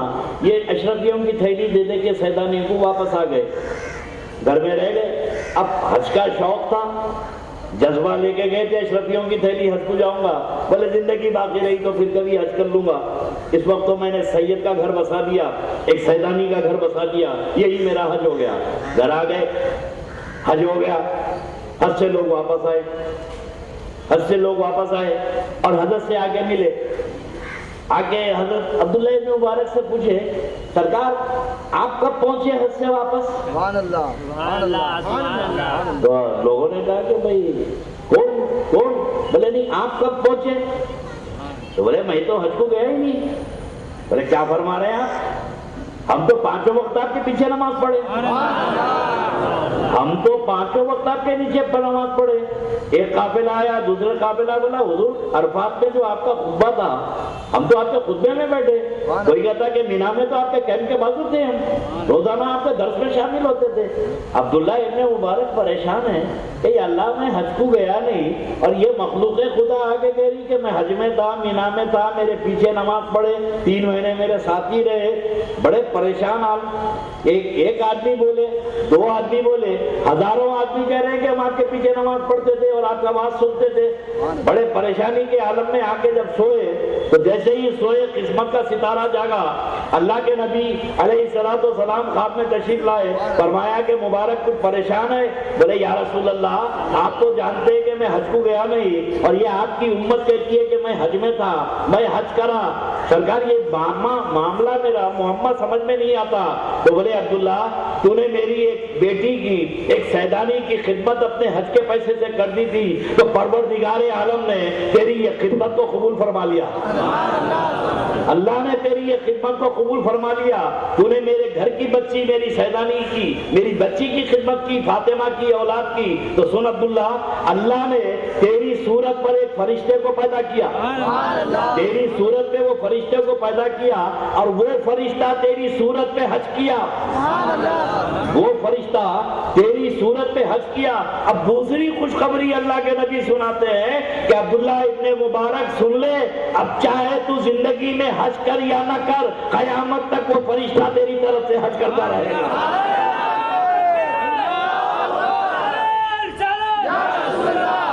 تو یہ ہے نبی اور آل نبی کا رشتہ۔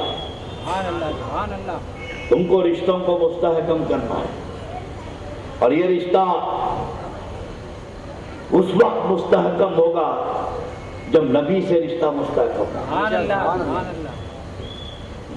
میرے دوستو جو ماں باپ کے حق کو مار دیا،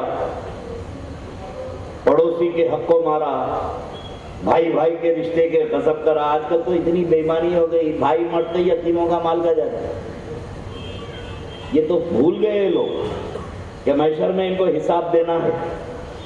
کسی دنیا کو اس بدنصیب قوم نہیں سمجھ آیا کہ یہی دنیا ہے، بھائی مر گیا، یتیم چھوٹے چھوٹے بچے ہیں، ان کا مال کھا جاتے ہیں، یتیموں کا مال کھا جا رہے ہیں، بیوہ کو ستا رہے ہیں۔ اور بمبئی کی تو چالوں کا حساب یہ ہے کہ باوا کا خریدی بھی چال ہے، بھائی بھی رہتے تھے، بڑے بھائی بھی رہتے تھے، 2 بھائیاں رہتے تھے، بڑے بھائی مر گئے، اب چھوٹے بھائی دادا گیری کریں، جاؤ انہیں بولی بھائی کس کا، ہمارے سسرے خرید ہو، باوا مر گئے تم بھی جاؤ، تو کس کے باپ کا مال ہے بھائی؟ اس کے شوہر کا بھی تو حق ہے، اس کے میاں کا حق ہے، مگر اتنی بدنصیب قوم ہے کہ یتیموں کا، بے سہاروں کا مال کھا کے یہ سمجھتے ہیں کہ یہ خدا کو راضی کر لیں گے۔ اور ایسے ایسے بدنصیب میرے سامنے آتے ہیں جو یتیموں کا مال کھائے ہیں اور پابندی سے نماز پڑھ، وہ نماز نہیں چھوٹتی، دھندے بھی نہیں چھوٹتے، نماز بھی نہیں چھوٹتی، تم یہ بدنصیب کیا سمجھتے ہیں کہ یتیموں کو، بے سہاروں کو لوٹ لے کے، بیواؤں کو ستا کے نماز قبول کرا لو گے؟ خدا کی قسم مسلمانوں، تم کو بیچ میں ایک بات بتا دوں، اگر یتیموں کے حق کو معلوم کر لو گے، یتیم کیا ہے، یتیم کیا ہے، تو اللہ سے دعا کرنا کہ اللہ ہم کو یتیم بنا دے۔ کتنی بڑی فضیلت ہے یتیم کی، سناؤں تمہیں یتیم کی فضیلت؟ اللہ کے نبی علیہ الصلوۃ والسلام فرماتے ہیں کہ اگر کسی کے رزق سے برکت اٹھ گئی، کسی کے گھر سے خیر و برکت اٹھ گئی، تو دسترخوان پر یتیم کو بٹھا دے، اللہ اس کی برکت سے رزق میں برکت عطا فرمائے۔ یہ تو یتیم ہے، یہ تو یتیم ہے۔ کوئی یتیم اگر دسترخوان پہ بیٹھے تو اللہ کی رحمت نازل ہو جائے۔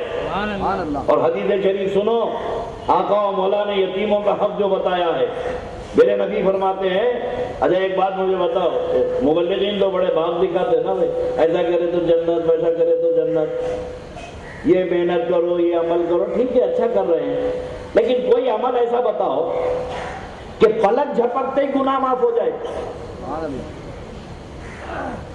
بولے بھائی ہے کوئی عمل پلک جھپکتے ہی گناہ معاف ہو جائے، پچھلے گناہ سب ختم۔ پوری زندگی تلاش کرو تم کو نہیں ملے گا کہ ایسا کون سا کام ہے جب پلک جھپکتے ہی گناہ معاف، پلک جھپکتے ہی گناہ معاف۔ مگر میرے آقا رحمت اللہ علیہ نے بتا دیا نسخہ کہ پلک جھپکتے ہی گناہ معاف کیا ہے۔ اللہ کے نبی فرماتے ہیں کہ میرا امتی اگر کوئی محبت سے کسی یتیم کے سر پہ ہاتھ رکھے گا، اس کے ہاتھ ہٹانے سے پہلے یتیم کے سر میں جتنے بال ہیں اللہ اتنے گناہ معاف کر دے گا۔ تو اتنی بڑی فضیلت ہے یتیموں کی، آج انہی کا مال کھاتے ہیں لوگ، انہی کا مال۔ تو آج سب سے بڑی بات کہ عبداللہ ابن مبارک رضی اللہ تعالیٰ عنہ نے جو رشتے کا احترام کیا، زندگی بھر ذکر حسین کرتے ہیں، محفلیں کرتے ہیں، سبیلیں لگاتے ہیں، اور بڑے بڑے بمبئی کے تو چغادری نیازاں بھی بانٹتے ہیں، یہ نیاز فلاں سیٹ کی طرف سے۔ ارے واہ، جا کے دیکھا میں تو 5 کنٹل کی نیاز رکھی ہوئی ہے، اعلان ہو گیا ان کا نفس موٹا ہوگا، میں کرا۔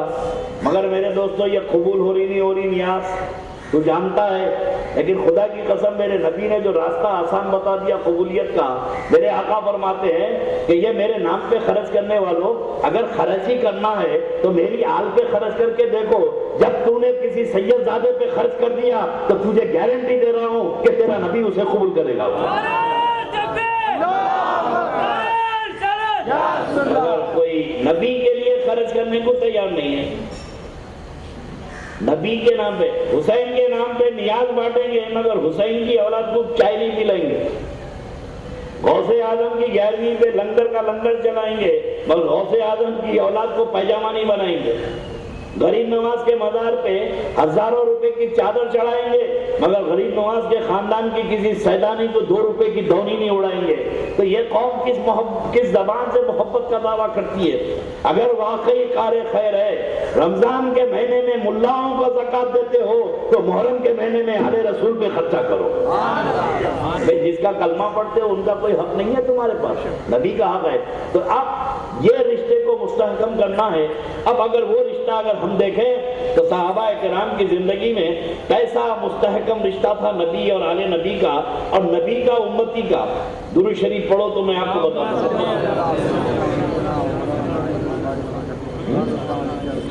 درود شریف پڑھ لیجیے گا، بلند آواز سے پڑھ لیجیے۔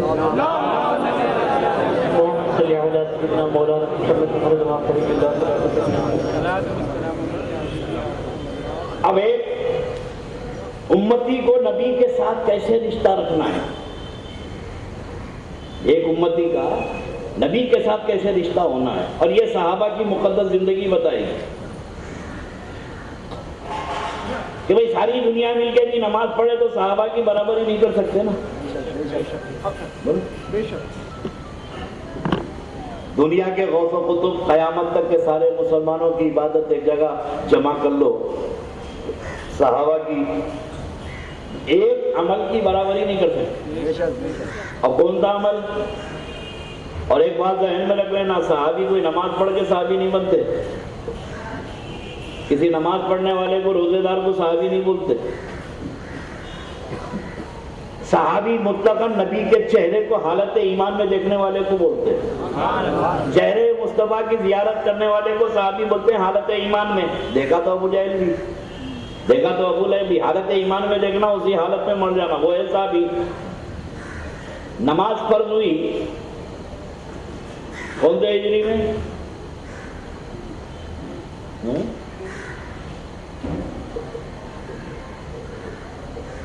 بھائی صاحب ام المومنین خدیجۃ الکبریٰ کا انتقال تو 10 اعلان نبوت میں ہوا. اعلان نبوت کے 10 سال کے بعد نماز فرض ہوئی. کتنے سال؟ 10 سال. اعلان نبوت کے 10 سال بعد. اب جب معراج میں اللہ کے نبی گئے تو نماز فرض ہوئی. نماز کب فرض ہوئی؟ معراج میں گئے. 8 سال یا 9 سال 10 سال جو بھی ہو, 8 سال کے بعد ہو یا 9 سال کے بعد ہو, 10 سال کے بعد ہو, بہرحال 8 9 10 سال کے بعد ہی نماز فرض ہوئی. مگر یہ 8 9 سال کے بیچ میں جو صحابہ کا انتقال ہو گیا, نماز تو فرض ہی نہیں تھی, تو انہوں تو کوئی نماز پڑھے نہیں, فرض ہی نہیں تو پڑھے ہی نہیں انہوں. اب نماز نہیں پڑھے تو روزہ بھی نہیں رکھے. روزہ بھی ایک ایک چیز بعد میں آتی گئی نا, پہلے نماز آئی, پھر روزہ آیا, پھر حج آیا, پھر زکوٰۃ آیا. مگر وہ صحابہ جو 8 10 سال کے بیچ میں انتقال کر گئے, ان کے اکاؤنٹ میں نہ نماز ہے, نہ روزہ ہے, نہ حج ہے, نہ زکوٰۃ ہے. جب فرض ہی نہیں ہے تو پڑھیں گے کیسے؟ مگر کیا ساری دنیا کے متقی پرہیزگار وہ صحابی کا مرتبہ لا سکتے ہیں جنہوں نے زندگی میں کوئی نماز ہی نہیں پڑھی؟ تو صحابی کہتے ہیں چہرے مصطفیٰ کو حالت ایمان میں دیکھنے والا, اب ان عقل کے اندھوں سے پوچھو, دیکھنے والوں کی برابری نہیں کر سکتے تو جن کو دیکھا ہوا ہے اس کی برابری کیسے کریں گے؟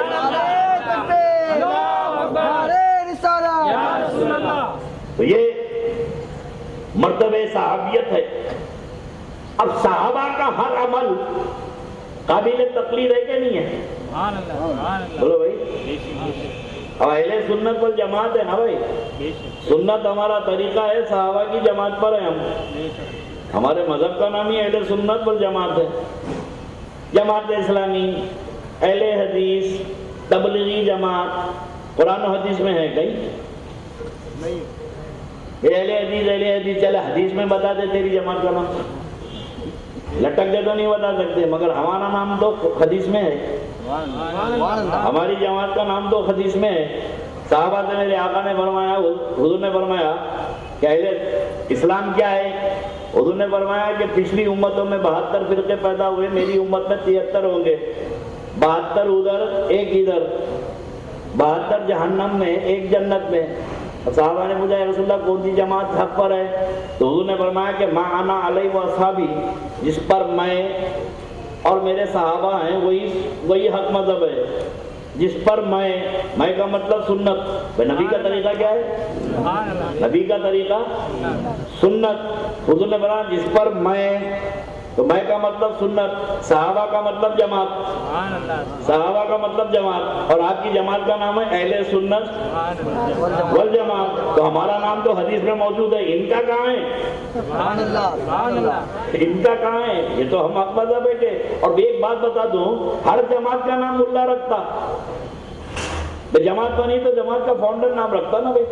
کانگریس پارٹی, بی جے پی, مسلم لیگ, راشٹر سماج پارٹی, RSS, تبلیغی جماعت, جماعت اسلامی, اہل حدیث, یہ سب جماعتیں جماعت کے ملاؤں نے رکھا. جماعت اسلامی اللہ نے رکھا, ملا نے رکھا. اہل حدیث جماعت کے ملا نے رکھا. تبلیغی جماعت کے, ہر جماعت کا نام جماعت کا ملا رکھتا ہے, اور ہماری جماعت کا نام رسول اللہ نے رکھا ہے. جس جماعت کا نام رسول اللہ نے رکھا, کتنی پکی جماعت ہوگی. تو اب صحابہ کی عملی زندگی, جو صحابہ کرام اللہ کے رسول علیہ الصلوۃ والسلام سے کیسے مضبوط رشتہ رکھتے تھے, میں آپ کو چند نمونے بتا دوں, اور ادب صحابہ بتا دوں کہ نبی سے کیسا رشتہ تھا. ہجرت کر کے میرے آقا تشریف لا رہے ہیں, مدینے کی آبادی بے چین ہے. جو لوگ نبی کو دیکھے تھے وہ تو دیکھے تھے, اور جو لوگ نبی کا آ کے تذکرہ کرے تھے, تو مدینے والوں میں ایک بے چینی تھی کہ سرکار کا دیدار کرے, اللہ کے رسول کا دیدار کرے. اور گھر کے کام کاج چھوڑ کے ڈیلی جا کے پہاڑوں پہ بیٹھ جاتے تھے. آ رہے ہیں رسول اللہ, آ رہے ہیں. عرب کی چھوٹی چھوٹی بچیاں دف لے کے چلے جاتی تھی, آ رہے ہیں تو دل کی بھڑاس نکالیں گے, خوب پڑھیں گے, خوب بجائیں گے. اب یہ ارادے سے چلے. سرکار مدینے پاک سے, مکے سے مدینے کے وادی میں داخل ہوئے تو پہاڑوں پہ بیٹھے ہوئے تھے لوگ، جھاڑوں پہ بیٹھے تھے، چیخنے لگے آ گئے آ گئے آ گئے، رسول اللہ آ گئے۔ اب رسول اللہ کو 90% 99% پبلک نے دیکھی ہوئی تھی مدینے کی، پہچاننا مشکل تھا کہ سرکار کو کیسے پہچانے۔ اب اونٹ پہ دو بیٹھے ہوئے تھے، اونٹ پر دو بیٹھے ہوئے تھے سواری، ایک رسول اللہ تھے ایک صدیق اکبر تھے۔ تب لوگوں کو کنفیوژن ہوا، کوئی بولے وہ پیچھے والے ہیں، کوئی بولے سامنے والے ہیں، کوئی بول رہا کہ نہیں نہیں وہ پیچھے والے رسول اللہ ہیں، کوئی بولا نہیں سامنے والے رسول اللہ ہیں۔ جب وادی میں مدینے کے شہر میں اونٹ داخل ہو رہا تھا تو یار غار رسول صدیق اکبر نے محسوس کر لیا کہ لوگوں کو تکلف ہو رہا پہچانے میں کہ آقا کون ہے غلام کون ہے، لوگوں کو تکلف ہو رہا ہے آقا اور غلام کو پہچاننے۔ جیسے ہی شہر میں داخل ہوئے سرکار صدیق اکبر اٹھے اور وہ اپنی چادر کو سرکار پہ پکڑ لیے تاکہ دنیا کو معلوم ہو کہ لوگوں جو بیٹھا ہے وہ آقا ہے، جو چادر پکڑا ہے وہ غلام ہے۔ تو یہ ادب ایمان کے تقاضے ہیں کہ صحابہ نے زندگی بھر اس رشتے غلامی کو بتایا ہے کہ کوئی رشتہ نہیں ہے نبی سے سوائے آقا اور غلام کا، اور یہ حدیث گواہ ہیں، یہ عقل کے اندھے نہیں پڑتے حدیثیں۔ مولا علی کون تھے حضور کے؟ ابھی داماد بھی تھے بھائی بھی تھے، اور ایسے بھائی تھے کہ پیدا ہوئے تو نبی کے چہرے کو دیکھے، جو انگلی پکڑ کے مصطفیٰ کا چلنا سیکھے۔ آج کا مفتی فتویٰ دیتا ہے کہ علی شراب پیے، نعوذ باللہ، اور بیعت سنت الجماعت کے مفتی کیے، بڑے مولانا بڑے مفتی۔ خدا کی قسم یہ اللہ اور اس کے رسول کی لعنت ہے ایسے مفتیوں پر جو سنت الجماعت کا دعویٰ کر کے ایسے فتوے دیتے ہیں کہ علی شراب پیتے تھے۔ ارے نادان، میرے علی کو موقع ہی کہاں ملا تھا؟ انگلی پکڑ کے جو نبی کے ساتھ چلنا سیکھا، جو سفر میں حضر میں نبی کے ساتھ رہا، اس کو موقع ہی کہاں ملا اسی چیزوں کا؟ خدا کی قسم علی تو اس وقت مسلمان ہوئے تھے جب میرے آقا نے اعلان بھی نہیں فرمایا تھا۔ ویسی شخصیت تو یہ علی شیر خدا کا۔ تو بتا رہا ہوں کہ صحابہ کی مقدس زندگی میں ایک ہی رشتہ، تو علی کون تھے؟ داماد رسول تھے، اور کیسے بھائی تھے؟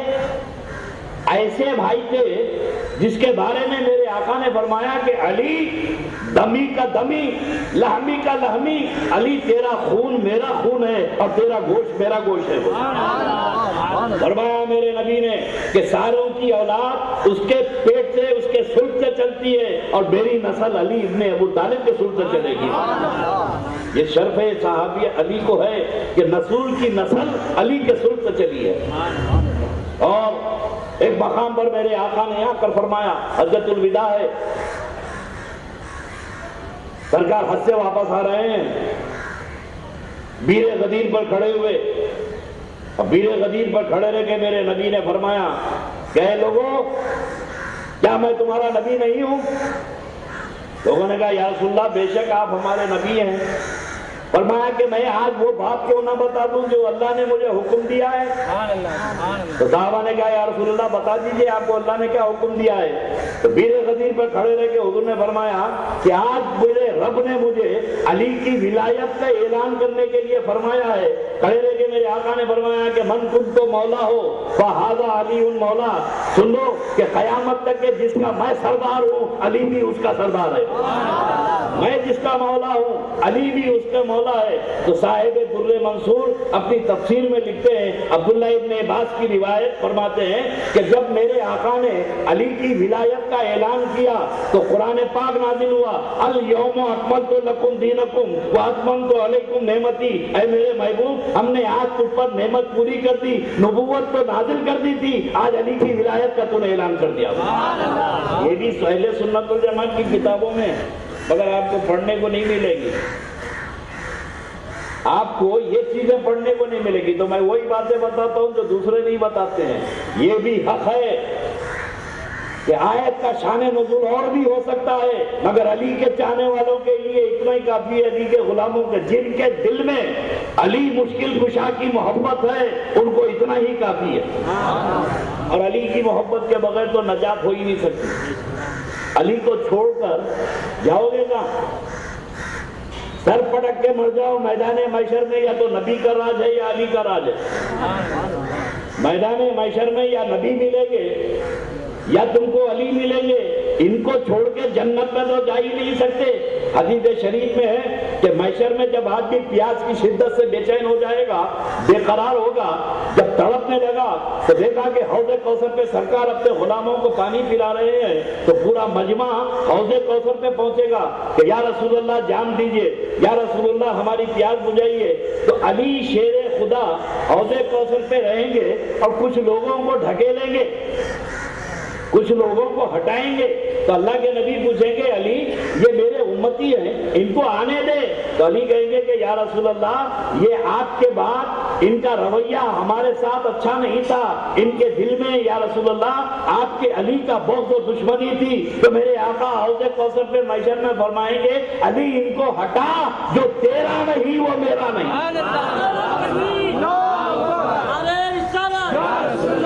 اس لیے علی مشکل کشا کی محبت یہ لازم پکڑو، جب تک کہ تم علی کو نہیں پکڑو گے نبی نہیں مل سکتے۔ جیسے انہوں نے پڑھا کہ بطفیل دامن مرتضیٰ، میں بتاؤں مجھے کیا ملا، جو علی ملے تو نبی ملے، اور جو نبی ملے تو خدا ملا۔ تو یہ رشتہ صحابہ کرام کی مقدس زندگی میں اہل بیت اطہار کا، یہ تو صدیق اکبر رضی اللہ تعالیٰ عنہ کا سنا۔ ایک واقعہ بتا کے اپنی بات کو اختتام پر پہنچا دوں۔ لوگوں کو بیماری ہو گئی آج کل، بخاری سے کم پہ راضی نہیں ہوتے۔ کوئی حدیث پیش کرو، بخاری کی ہے، وہ ڈاکٹر ذاکر نائک کو سنا میں ٹی وی پہ، کوئی پوچھا اس سے what is the main of حدیث ضعیف، ضعیف حدیث کس کو بولتے ہیں؟ تو انہیں کھڑے رہ کے بولا حدیث ضعیف ضعیف صحیح بخاری، حدیث ضعیف ضعیف صحیح بخاری۔ ارے والا بالکل پیدل ہے انہیں، جانوروں کا ڈاکٹر ہے کیا؟ کون سا ڈاکٹر ہے؟ جانوروں کا ہوگا، اس کو حدیث بھی نہیں معلوم کون سی صحیح ہے کون سی کیا ہے۔ ارے بولا حدیث صحیح بخاری، ضعیف ضعیف۔ اب اس کے ماننے والوں سے پوچھا کہ بھائی حدیث ضعیف کس کو بولتے ہیں؟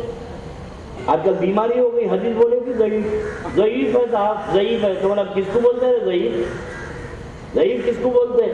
بولے مولانا حدیث ضعیف بولے تو حدیث نہیں ہوتی۔ اچھا ضعیف بولے تو نہیں ہوتی حدیث، انکار کر دیں گے۔ ہاں تو باوا ضعیف ہے، باوا نہیں ہوتے، بات کا انکار کر دیں گے۔ یہ کہاں کا طریقہ ہے؟ تو اب عرض کر رہا تھا کہ یہ تو بخاری شریف کی حدیث میں تم کو اختتامی بتا دوں کہ نبی کا رشتہ امت رسول سے کیسا ہونا چاہیے۔ اگر یہ رشتہ مضبوط ہے تو سمجھو نجات ہے۔ اور اس رشتے کو صحابہ کی مقدس جماعت اس رشتے کو اہمیت دیتی تھی۔ بخاری شریف کتاب الوضو، اور زیادہ لمبا مت جاؤ حدیث میں، بخاری شریف بولے تو 5ویں 6ٹھے صفحے پہ حدیث ہے یہ۔ اب بخاری شریف میں جو حدیثیں ہیں وضو کے متعلق، تو سرکار کیسا وضو کرتے تھے، سرکار کلی کیسا کرے، سرکار بسا کیسا کرے، فرائض کیسا ادا کرے، نبی کا کیا طریقہ، یہی ہونا چاہیے نا حدیث میں۔ وضو کا مسئلہ وہ تو وضو کا امام بخاری حدیث نقل کرتے کرتے حدیث نقل کرتے ہیں کتاب الوضو میں، اور میں سمجھتا ہوں کہ چیپٹر سے عنوان سے بالکل تعلق ہی نہیں ہے۔ بھئی اللہ کے نبی کلی کیسا کرے وہ لکھو، اللہ کے نبی چہرہ کیسا دھوئے وہ لکھو، سرکار پاؤں کیسا دھوئے ویسا لکھو، مگر بیچ میں امام بخاری کتاب الوضو میں سب اٹھا کے دیکھ سکتے ہیں، اہل حدیث بھی دیکھیں اہل خبیث بھی دیکھیں، جس کو دیکھنا ہو کھول کے بخاری شریف دیکھ لو، اس میں یہ لکھا ہے حدیث ربیہ بن حضرت محمود بن ربیع کی روایت ہے، امام بخاری کہتے ہیں کہ اللہ کے رسول علیہ الصلوۃ والسلام وضو کرتے کرتے ناک چھڑکے، سرکار ناک چھڑکے تو صحابہ دوڑ کے ہاتھ میں لے لیے، سرکار کے ناک کا چھڑکا ہوا ہاتھ میں لے لیے اور لے کے چاٹ لیے، سرکار کلی کرے تو صحابہ دوڑ کے کلی کے پانی کو ہاتھ میں لے لیے چاٹ لیے، اور دوسرے صحابی کہتے ہیں کہ وہاں جو سرکار کے تھوک کو لے کے چاٹے تو جن کو سرکار کا تھوک ملا وہ تو چاٹ لیے، دوسرے صاحب کو نہیں ملا، تو دوسرے صاحب کیا کرے، وہ صاحب کے ہاتھ کو جو تھوک لگا جن کے ہاتھ کو نبی کا تھوک لگا اس کو لے کے چاٹ رہے ہیں. بول کر رہے ہیں بولو بھائی صحابہ. بخاری شریف دیکھو آپ, جن کو تھوک ملا وہ تو چاٹ لیے, جن کو نہیں ملا وہ دوسرے کا ہاتھ پکڑ کے چاٹ رہے ہیں. سرکار ناک چھڑ کے چاٹ رہے ہیں. اب آگے حدیث سنو اسی کتاب الوضو کی کہ حضرت انس کہتے ہیں کہ اللہ کے رسول علیہ الصلوۃ والسلام جب وضو فرماتے تو لوگ گھروں سے برتن لے کے آتے اور سرکار کے پاؤں کا پانی لے کے خود پیتے, گھر والوں کو لے جا کے پلاتے. اب یہ تو صحابہ کرتے تھے نا بھائی, یہ تو صحابہ کرتے تھے. اب توجہ کہ نبی کا ایک امتی کا کیسے رشتہ ہونا چاہیے, یہ تو صحابہ کی مقدس زندگی سے سیکھو. اب یہ صحابہ لے کے جاتے تھے, اب یہ تو سب کام نبی کے سامنے ہو رہا. اب جب برتن لے کے آ رہے ہیں, حجۃ الوداع میں 1,24,000 صحابہ برتن لے کے آ گئے تو برتن سے برتن ٹکرا رہے ہوں گے. اب یہ سب نبی کے, اچھا سرکار ناک چھڑ کے صحابہ لے لیے, سرکار کلی کرے صحابہ لے لیے, یہ تو سب نبی دیکھ رہے ہیں. اور حدیث کسے کہتے ہیں؟ حدیث قولی, حدیث فعلی, حدیث ثبوتی. نبی بولے تو حدیث, نبی کرے تو حدیث. اب نبی کے سامنے کوئی کر رہا ہے اور مصطفیٰ خاموش ہے تو وہ بھی حدیث. یہ تو حدیث ہے نا. اب یہ سرکار کے سامنے صحابہ کر رہے ہیں. اب تم سے میں ایک سوال کروں, بات ختم کر دوں, تمہارے ایمان کا فیصلہ تم کر لینا اور وہابیوں سے یہ بھی جا کے سوال کرنا.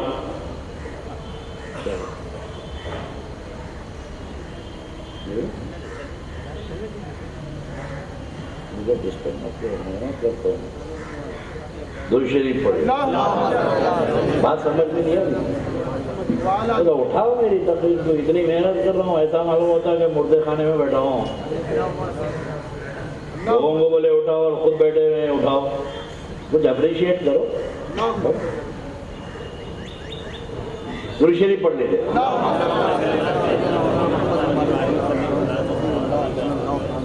نبی اور آل نبی سے عشق و محبت کا تقاضا ہے کہ اپنی بھرپور, یہ تو کرتے ہیں عقیدت و محبت کا اظہار, لیکن اسٹیج پہ بیٹھنے والوں پہ بھی ذمہ داری ہے کہ بھائی وہ باتیں بتا رہا ہوں نہ تمہارے مبلغین بتاتے, نہ کوئی مولانا بتاتے, لوگوں کے دلوں کو چھونے والی بات بتاتا ہوں تو لوگ تھوڑا اپریشیٹ کرے. تو چہرے دیکھ کے بھی مزہ آتا ہے تقریر کرنے کا. ادھر پلٹ کے دیکھوں خاموش, ادھر پلٹ کے دیکھوں خاموش, تو تقریر کروں کیسے میں؟ سامنے اگر چہرے پہ بحالی دیکھ رہا ہوں تو میٹر اندر سے نکلتا, خاموش بیٹھے ہوئے ہیں تو اندر کا میٹر اندر ہی چلے جاتا, باہر ہی نہیں آتا. تو جو بیٹھے ہیں ان پہ اخلاقی ذمہ داری ہے کہ یہ بیٹھے ہیں تو کم از کم ایک چہرے سے معلوم ہونا, میں پلٹ کے دیکھوں تو دل کو لگ رہی ان کے. اب اتنی باتیں دل کو نہیں لگ رہی تو کون سی باتیں دل کو لگے گی؟ درود شریف پڑھ لیجیے. اللہم صلی علی سیدنا محمد وعلی آل محمد مبارک وسلم صلاۃ و سلام. اور یہ لوگوں کے نعرے تو میں سن چکا ہوں. جب یہ نعرہ پہ لگاتے ہیں نا, بھونڈے بھونڈے نعت پڑھنے والے آئے تو نعرے تکبیر اللہ. ارے جس کی آواز ہی نہیں ہے, جس کو سن کے لوگ بھاگنے والے ہیں, اس کے واسطے نعرے لگاتے ہیں. عشق و محبت کا تقاضا ہے, کچھ ہمارے لیے بھی لگا دو. نعرہ تکبیر, حضور غوث اعظم. اب ایک چھوٹا سوال آپ حضرات سے کر رہا ہوں کہ صحابہ کرام کی مقدس زندگی. اب یہ حدیث سنایا بخاری شریف کی کہ صحابہ کا تھوک چاٹ لیتے, صحابہ تھوک چاٹ لیتے تھے, پانی پی لیتے تھے. اب یہ بخاری شریف کی حدیث ہے. اب تم اپنے ذہن کو جگاؤ. صحابہ اس مقدس جماعت کو کہتے ہیں جو اللہ اور اس کے رسول کی مرضی کے بغیر کچھ نہیں کرتے تھے. اچھا, یہ اتنی مرضی پہ کرتے تھے جن کے بارے میں اللہ خود فرماتا ہے کہ رضی اللہ عنہ وہ رضو عنہ, اللہ ان سے راضی وہ اللہ سے راضی. اب یہ مقدس جماعت, ان سے اللہ راضی اور اللہ سے وہ راضی, یہ ایسی مقدس جماعت, تو ان کی زندگی میں کوئی کام اللہ رسول کی رضا کے بغیر ہوتا؟ کوئی صحابی نبی کی مرضی کے بغیر, اللہ کی مرضی کے بغیر کام کرا؟ اب نہیں کرا. تو اب یہ اللہ کی بھی منظوری ہے. اچھا سنو, قرآن نازل ہو رہا ہے, وضو کا مسئلہ نازل ہو رہا ہے, وضو کا مسئلہ نازل ہو رہا ہے, سارے احکام نازل ہو رہے ہیں. اب میں پورے دنیا کے بدعقیدہ کو چیلنج کرتا ہوں جو کھڑے کھڑے کے حلق پھاڑ پھاڑ کے قرآن قرآن چیختے ہیں, ان کو میرا چیلنج ہے کہ قرآن کی ایک آیت بتا دو کہیں اللہ نے یہ فرمایا ہو کہ اے مومنو میرے نبی وضو کر رہے ہیں پھونک لے کے چاٹ لو، میرے نبی وضو کر رہے ہیں نبی کے پاؤں کا پانی لے کے پی لو، میرے نبی وضو کر رہے ہیں ناک کا چھڑکا لے لو، پاؤں کا پانی بچوں کو پلاؤ، تم خود پیو۔ اللہ نہیں بولا، اللہ نہیں بولا۔ اچھا اللہ نہیں بولا تو رسول اللہ بولے اے لوگوں ادھر آؤ، میں وضو کر رہا ہوں پانی لے جاؤ، میں کلی کر رہا ہوں پی لو۔ اللہ نہیں بولا، رسول اللہ نہیں بولے تو پھر صحابہ کرے کیوں؟ جب اللہ نہیں بولا، صحابہ نہیں بولے، رسول اللہ نہیں بولے تو صحابہ نے یہ عمل کیسے کر لیا؟ سرکار یہ نہیں بولے کہ میری زندگی میں تم لوگ ایسی باتیں کر رہے ہو، میرے جانے کے بعد کیا کیا کرو گے؟ میں کب بولا تم کو؟ مگر میرے آقا دیکھ کے عاشقوں کو مسکرا رہے، میرے آقا اپنے غلاموں کو دیکھ کے مسکرا رہے ہیں۔ تو میرے دوستو ایک نبی کا رشتہ وہ ہوتا ہے جسے دلیل کی ضرورت نہیں پڑتی، عاشق تو بلا دلیل کے کر لیتا ہے۔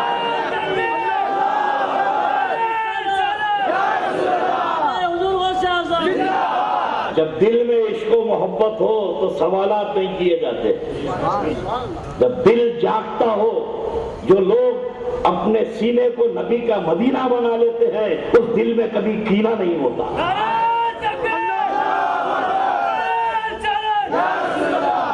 یہ کینہ پروری اس وقت ہوتی ہے جب دل میں زبان سے عشق کی بات ہو اور دل میں بغض ہو، تو یہ معلوم ہو جاتا ہے۔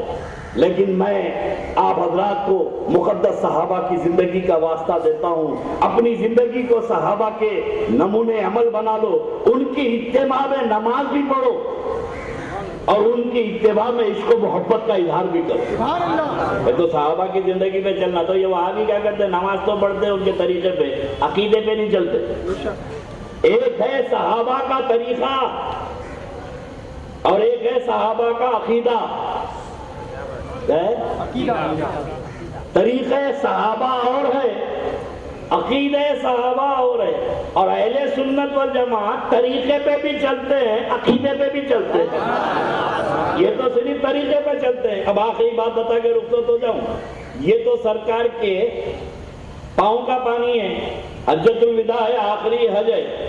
اب میں نے منظر دیکھا نا کہ سرکار کلی کر رہے ہیں آگے، سرکار پاؤں دھو رہے ہیں آگے، اب یہ منظر ہے۔ اب حجۃ الوداع میں میرے نبی بال کٹا رہے ہیں، اب بال کاٹتے وقت اس طرح کھلا ہوا ہے، اب یہ عاشقاں جمع ہو گئے، اب ظاہر ہے بھائی برتن سے برتن ٹکرا رہی، آدمی سے آدمی ٹکرا رہا، اب یا تو اس طرح کھلا ہوا ہے، اب دھکے لگے تو پورے آ کے حضور کے سامنے بیٹھ گئے۔ ابھی بال کاٹنے والے آئے، سرکار بیٹھے ہوئے ہیں، پورے آ کے اطراف میں بیٹھ گئے۔ سرکار عاشقوں کو دیکھ لیے کہ بھئی یہ کچھ اور نیت سے آئے ہیں، پانی لینے کے لیے نہیں آئے، آج کیا لینے آئے؟ سرکار کے بال لوٹنے آئے، سرکار کے منہ مبارک لوٹنے آئے۔ اب بخاری شریف کی حدیث سنو، ان کو بخاری ہونا نا، اتنا بخار ہے ان کو کہ بخاری سے بغیر راضی نہیں ہوتے تھا۔ بخاری سنو کہ بخاری شریف میں حجۃ الوداع کی حدیث ہے، آخری حج میرے آقا نے فرمایا لاکھوں صحابہ کھڑے ہیں حضور کے اطراف میں، اب بیٹھے ہوئے انتظار میں، بال گرے تو لینا، بال گرے تو لینا۔ تو صحابہ نے ان کی بے چینی، ضرور اللہ کے نبی نے ان کی بے چینی دیکھی، فرمایا ذرا دور ہٹو، دور ہٹو، پیچھے ہٹ گئے۔ اب بال کاٹے گئے حضور کے، تو سرکار ایسا بال پکڑ لیے، کاٹنے والے نے سرکار کے بال اتارے، حلق کروایا، سرکار ایسا بال پکڑ لیے۔ اب بال پکڑ کے سرکار ایسا دیکھ کے صحابی رسول حضرت طلحہ کو بلائے، طلحہ انصاری کو، طلحہ ادھر آ، طلحہ ادھر آ، لبیک یا رسول اللہ۔ حضور اب صحابی رسول حضرت طلحہ ہے، تو سرکار نے اپنے بال ان کے ہاتھ میں دیے، دے کے فرمایا فَأَقْسِمُوا بَيْنَ النَّاسِ، ان لوگوں میں تقسیم کر دے، یہ میرے بال ان لوگوں میں تقسیم کر دے۔ تو وہ حضرت طلحہ انصاری وہ بال لے کے بھاگے تو یہ جو لوگ حضور کے سامنے بیٹھے تھے مجمع جمع کے سب چھوڑ کے ان کے پیچھے بھاگے. اب تھوڑی دیر کے بعد پورے بال لوٹ لیے صحابہ. پھر یہ آ کے کھڑے ہو گئے. میرے آقا نے پوچھا کیا ہوا؟ بولے سرکار ایک پل میں ختم ہو گئے. پورے لوٹ لیے تو سرکار ادھر کے بال لیے. طلحہ یہ بھی بانٹ دے تو حجۃ الوداع میں میرے نبی کا ایک ایک بال صحابی نے لوٹا. صحابی نے لوٹا. اور آج بھی نبی کا بال صحابی کے ماننے والوں کے پاس ہی ہے. جو صحابی کے عقیدے پہ عمل کرتا نبی کے بال محفوظ ہیں. اور وہاں بھی حضور کے ہیں کیا معلوم نبی کے ہیں. اپنے باپ سے پوچھ کس کا ہے, ماں سے پوچھ بیٹا تیرا خود پتا نہیں سرکار کے بال تک کہاں جا رہا. ارے وہ تحقیق کرے جس کی تحقیق کی ضرورت ہو. اصلی کبھی تحقیق نہیں کرتا, نبی کا نام آیا سر جھکا دیتا ہے.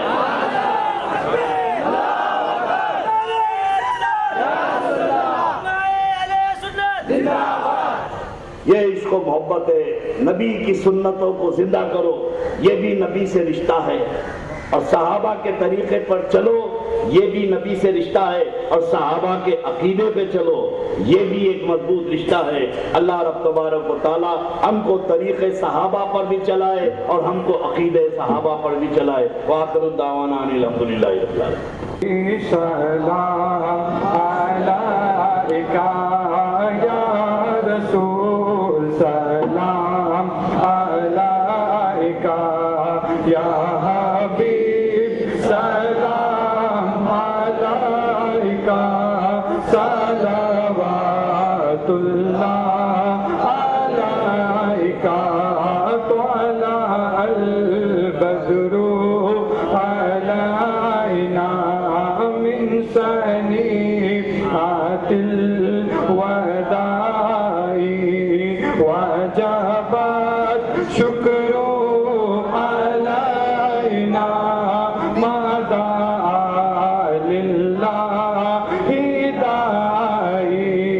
یا نبی سلام علیکہ یا رسول سلام علیکہ یا حبیب سلام علیکہ صلوات اللہ علیکہ. بھیک دو لالو کا صدقہ, بھیک دو لالو کا صدقہ, ناز کے بالوں کا صدقہ, کربلا والوں کا صدقہ. یا نبی سلام علیکہ یا رسول سلام علیکہ یا حبیب سلام علیکہ صلوات اللہ علیکہ. السلام علیکم. الصلاة والسلام علیکہ یا رسول اللہ, الصلاة والسلام علیکہ یا نبی اللہ, الصلاة والسلام علیکہ یا نورا من نور اللہ, الصلاة والسلام علیکہ یا قاسم رزق اللہ, وعلى آلك وصحابك يا رسول الله. ربنا آتنا في الدنيا حسنة وفي الآخرة حسنة وقنا عذاب النار. ربنا ظلمنا أنفسنا وإن لم تغفر لنا وترحمنا لنكونن من الخاسرين. اللهم احفظنا من كل بلاء الدنيا وعذاب الآخرة. اللهم أعز الإسلام والمسلمين, اللهم أعز الإسلام والمسلمين, اللهم انصرنا على القوم الكافرين وتب علينا إنك أنت التواب الرحيم. اللهم ارزقنا زيارة حرمك وحرم حبيبك عليه الصلاة والسلام. يا ذا الجلال والإكرام أمتنا على دين الإسلام. يا ذا الجلال والإكرام أمتنا على دين الإسلام.